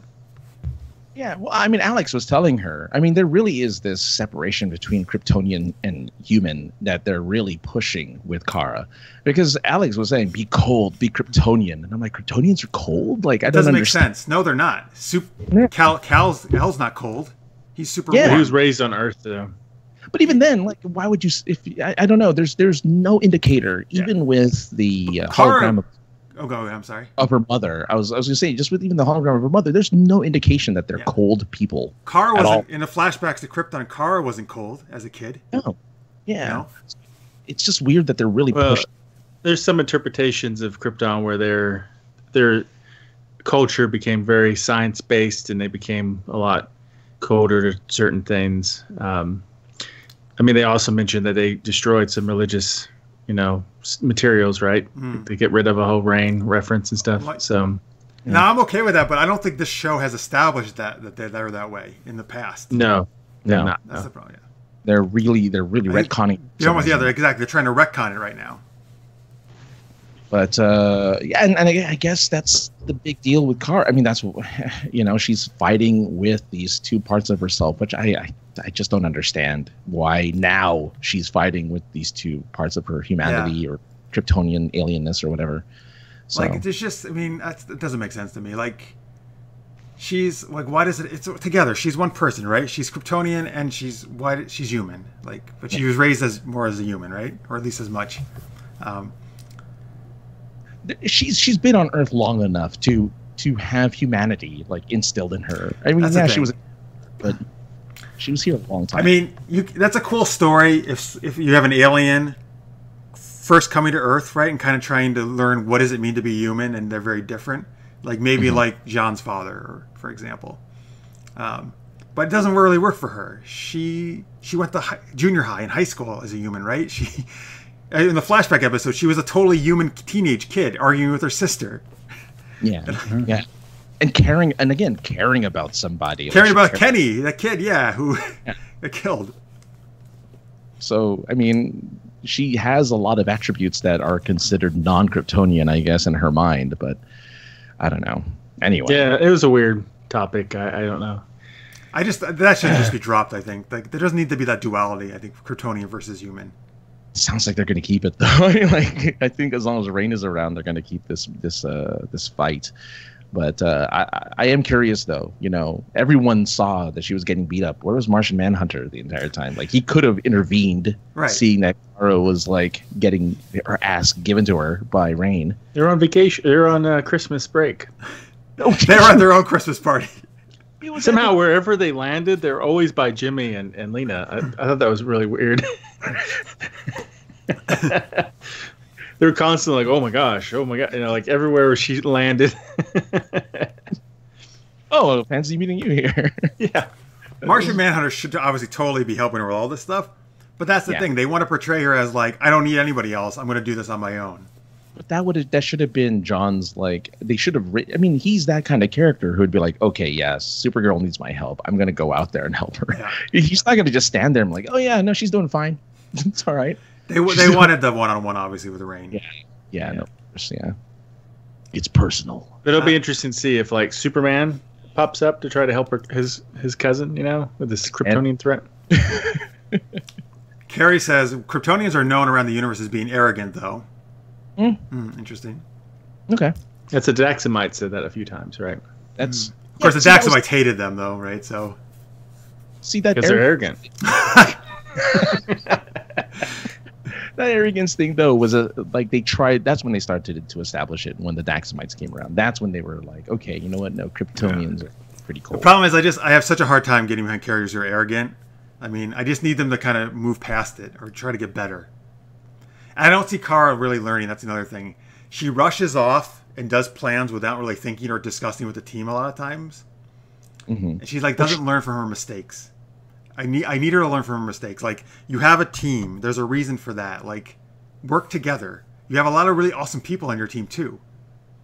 I think she was supposed to be really cocky because she beat her cousin Superman, so she thinks now she can beat any Kryptonian, obviously, one-on-one, right? Yeah. So that's why she got a little overconfident. Yeah. I like though that again. But I like that Rain is actually a very formidable opponent that she was able to defeat her. Oh yeah, yeah. Oh, it was great. Potentially kill her. I mean, at least make her heart stop. Yeah, I mean, obviously she's not dead, but no, I know, but we have to resuscitate her. It's a little more than just a beatdown. It's like would have died kind of without medical attention. Yeah, Carrie. So Carrie just said in the chat, why didn't Kal-El show up to keep his cousin from getting killed? So again, like every time with the Superman thing, right? There's some excuse that he's off planet or doing something else, saving the day, right? Or in this case, he wouldn't know what was going on really, unless he wouldn't have known. Martian Manhunter would have made sense. Yeah. Maybe he would have been there for backup, but Superman wouldn't be. He would not have time to go help right now. No. Otherwise, he'd be popping in like every time there's a fight.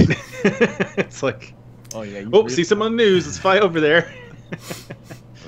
And Raisa says, I have to wonder how change in showrunner will affect the narrative and internal logic.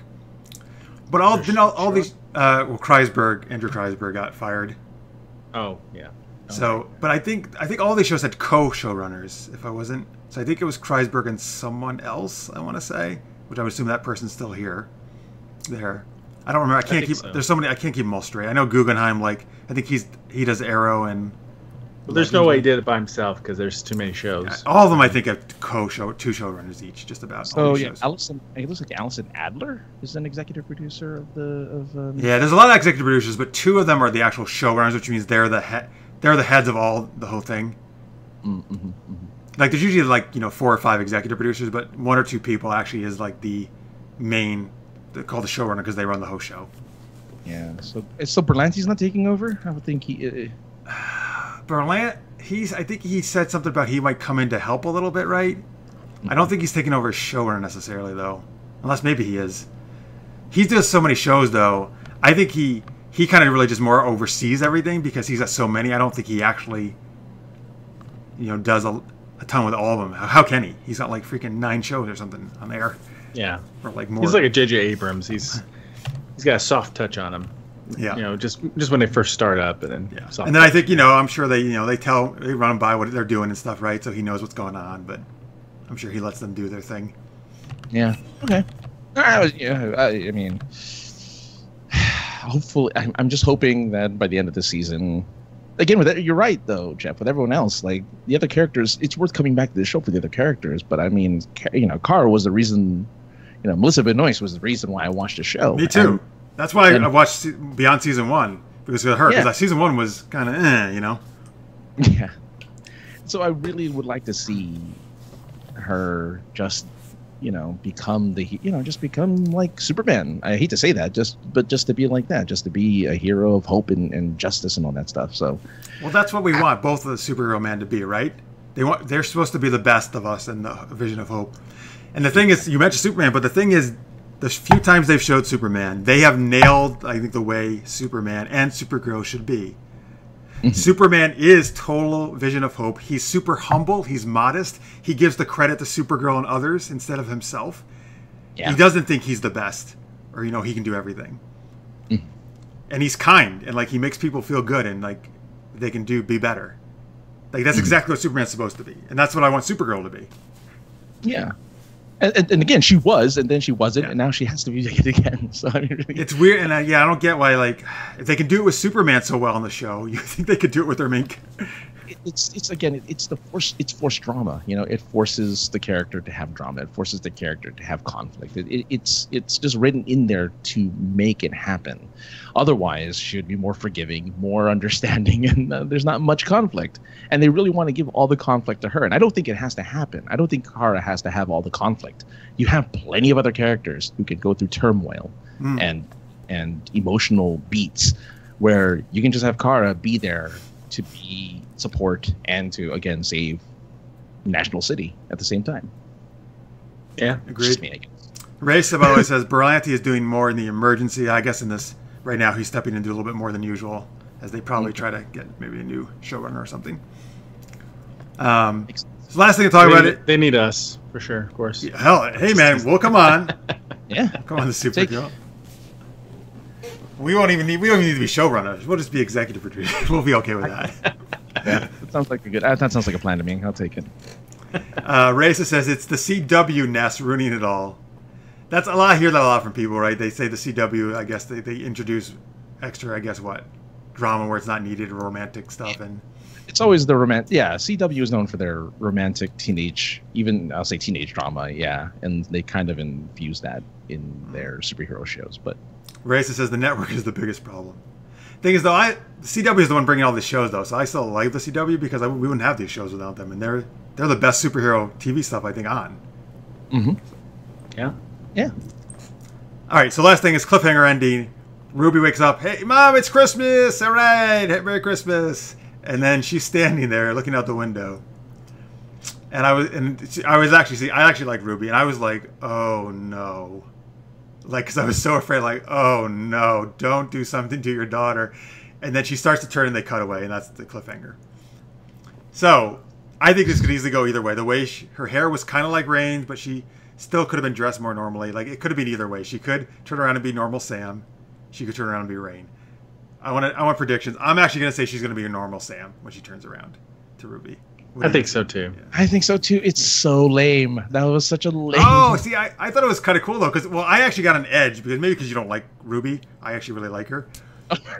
You're like, I don't care about this kid. It's a little obnoxious, but I mean, she's not obnoxious, man. It just depends on the episode. Sometimes I like her, sometimes oh my god, a little brat. I don't know. I don't get you guys, man. See, I feel bad for Ruby because her mom is always too busy with work. I feel so bad for her. She just wants her mom to be her mom.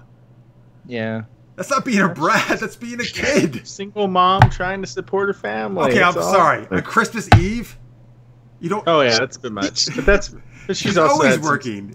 She's dealing with some stuff. She's off busy killing people, and it really hurt her work efficiency. Leave your work alone for Christmas Eve. I don't care. It can wait. She could have made phone calls, but she was too busy killing gang members. It's just, I know. It's hard to balance. It messes up your calendar bad. I feel bad for Ruby, man. Ruby's a nice kid who just wants her mom to hang out with her. She'd be lucky. Most kids that age wouldn't want to be hanging around their parents that much.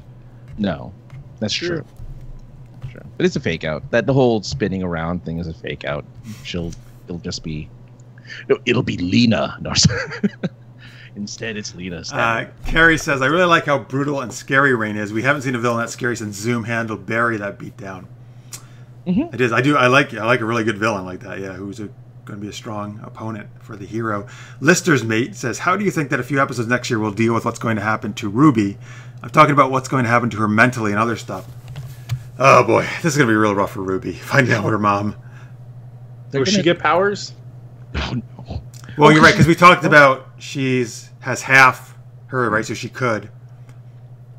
Now, Race actually predicted this a while ago, weeks ago, about maybe Alex kind of almost being adopting Ruby. And they kind of could have hinted at this. Like, Alex took Ruby as soon as she got to the party, and she was like, oh, you want to talk to me about Supergirl? And Ruby starts asking questions, and like Alex was talking to her. And I actually liked that scene, and Alex was like super good with her. Like, you can actually see she wants kids so bad, like she's really good with kids. So you think she's going to adopt Ruby? Well, Race kind of made that prediction almost that maybe she would, if she turns to Rain, she would almost like take care of her for a while. Not necessarily fully adopt her. Maybe that too, but or at least kind of she could go and live with them for a little while or take care of her. Yeah, it would make sense. Yeah, I mean, if she never turns good again. Race says, I still say Alex adopts Ruby. No, okay, there she said it in the chat. Adopts Ruby. See, she's saying straight up adopts Ruby. So Rain is either going to go full evil and never become human again, or she's going to die. So I guess so. You're right. I guess we could actually Rain could come back to being good. That is an option, right? Yeah, it's possible. There's a weird sleeper agent thing going on, so who knows? Yeah, she does have that. She does have the Killer Frost syndrome of not knowing what the other person's doing. So yeah. But I do like the mask, though. I could not tell who was behind the mask. It's not easy to tell. I said that too. Like I was wondering, would Kara know? But nope, I wouldn't be able to tell at all. That was her. Because she doesn't wear glasses as her secret identity. She has to wear a mask. It's a good mask. It also captures. There's sort of like this horn thing going, sort of, kinda horn crown thing, and that's the character in the comics is more mutated looking and has sort of a horn ridge thing, kind of like Doomsday, more subtle, but sort of like that. Definitely, I think what they were playing towards was making her kind of a Doomsday-esque, looking character with that mask, for sure. I can see that. Yeah, and I thought it was a good fight. It's a great fight. Yeah. Some really good moments.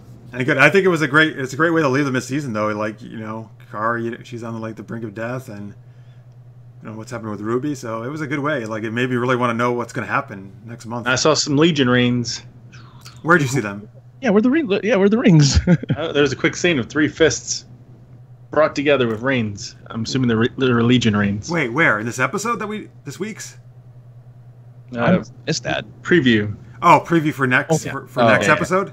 Mm-hmm. Ah, that's cool. That would be great if so it's Bob Monel, Saturn Girl, and I guess maybe a third Legion member gets woken up or something, or maybe how many other people are in that ship? There's 2 or 3, right? We don't even know. I guess I'm assuming there's probably other Legion members on the ship. But maybe I would guess, right? Yeah, probably the other founding like Lightning Lad and whatever the magnetic powered one, Cosmo Boy or something like that. Cosmic Boy. Yeah, Kid Flash, right? Too. No. Kid Flash was a speedster on the Legion. Am I wrong? I could. Well, Excess, which is what we think is who that one person is on Flash. Oh, the great granddaughter. She's from the Legion, yeah. Oh, yeah, right. But the founding members were Saturn Girl, Lightning Lad, and Cosmic Boy, and sometimes Brainiac 5. There's different versions of this, but those are some core people. So Mon-El is actually not in the Legion in the comics? No, I think he is in some. He wasn't a founding member, but he does get in there at some point in some of the versions of it. And Matter Eater Lad. Matter Eater Lad is on there, right? Who? Well, there's a lot of characters. He eats everything. Matter Eater Lad. Matter Eater? Oh God! All right. Yeah, it's called his characters. He eats Matter Eater. And Bouncing Boy. In the chat, Carrie says, "Who is Ruby's dad?" And Reza responds, "He's some guy who knocked up Teen Sam." We haven't really learned much more than that yet. I wonder if It's Doomsday. And then this was made. It says to Reza, "Yeah, I could see Alex Foster and Ruby." He also says Rain looks too much like the goddess Shiva without all the extra appendages. That's interesting. Okay. And Carrie says next we get the Legion. Ray says Brainiac 5 is coming. He's been cast. Oh, interesting. Oh, there you go. Cool. Cool. He's super intelligent. I want him and the Thinker to have a brain, like a quiz showdown. Trivia quiz showdown. They just play Jeopardy. Yeah. All right, so let's do some ratings. We're going out of 4 capes for this episode of Supergirl. I think I'm going to give it... I think I'll give 3.5 capes. I actually really like this one. I thought it was a really great mid-season finale. A lot of cool stuff in this one. Marx? Yeah, 3.5. Sounds good.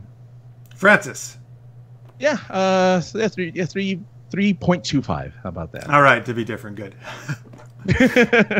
But, well, very high ratings all around there. Yeah, cool. Good. Real good episode. Sci-Fi says I gotta go, but he scores this. Oh boy, 1.75. Ouch! Oh wow. Says, Well, remind you, they were, not liking the pace, and they thought it was boring. Yeah. So I understand. Thank you for watching, though. I like how he says I score this 1.75 by. It's like I'm dropping the mic. I'm out. Here's my score. Racer gives it a 2.5. Okay. And I get it.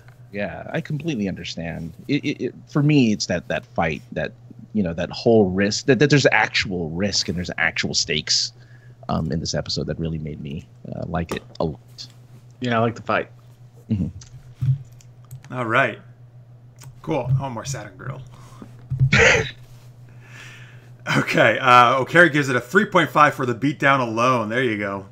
There you go. Cool. Mm-hmm. All right, so there's all our ratings, folks.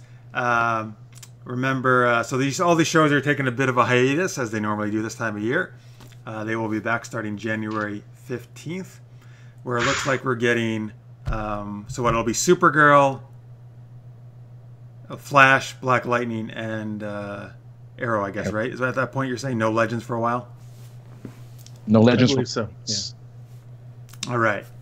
So there you go. So we will be talking about all those shows. So we will talk about Black Lightning every week then, folks. We're going to add that to our repertoire.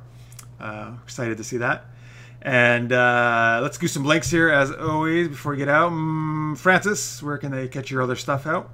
If it's just things I do, it's at sinceresarcasm.net. But I have a bunch of podcasts on the Points of Interest podcast network, poipodcast.com. And, of course, you can find me on Twitter at AKA The Other Guy. And Marx. You can find me over at marxpyle.com, where I co-host the podcast Genretainment and keep track of other projects I work on. And you can also tweet at me over on Twitter at Mr. Marx. And, of course, folks, you can find our stuff at supergeekedup.com. A whole bunch of shows over there. You can catch past episodes of this show, of course, including the Crisis on Earth X talk last week. We have a bunch of gaming streams up there. We did Marks and I and others did a whole bunch of Dungeons and Dragons stuff. I have a bunch of video game streams. Super Geeked Up, which is the long-running geeky chat and improv show I do, is actually going to be coming back very soon. I'll be working out the return date very soon for that. I'll let you guys know. Early 2018, though, we'll be bringing that back for its new season. And Super Knocked Up is back up on Amazon. You can watch both seasons there. I really appreciate it if you give it a watch there. It's totally free. You don't even have to be an Amazon Prime subscriber. It helps me out definitely if you give it a watch, review, and a rating. And if you dig what we're doing, we are on Patreon, patreon.com/supergeekedup. Any support is awesome. If you don't want to give us a Beebo doll, you can throw us $1 or $2 on Patreon to support us. We would definitely appreciate it very much. We'll also take a Beebo doll. So thank you guys very much. Carrie says, you guys have a fantastic holiday. Thank you very much, Carrie. Yes, happy holidays to everybody. No matter what holiday you celebrate, I hope it's an awesome one. Yes. Even if it's Beebo Day or Odin Day. I hope it's a great one. We really appreciate you guys watching. And again, we will be having people like Jess McCallan and David Sobolov coming up in January. And we'll having other great actors on as well. But again, the way to help us keep doing the show and having more people on, please either support us on Patreon or tell your friends. Again, please tell all the people you know who like these shows to give us a watch and join this fun chat. You know, that definitely helps us to get more viewers and more people chatting away and having fun because you guys are a big part of the show. All right. Thanks, guys. And Happy New Year. We won't see you until 2018, so have a good New Year. Be safe and everything. We will see you soon, everybody. What is that face, Francis? Why are you being so weird? All right. He's like, oh, my God. All right. Okay, so thank you very much, folks. We will see you next year. Take care, everybody. Bye. Bye.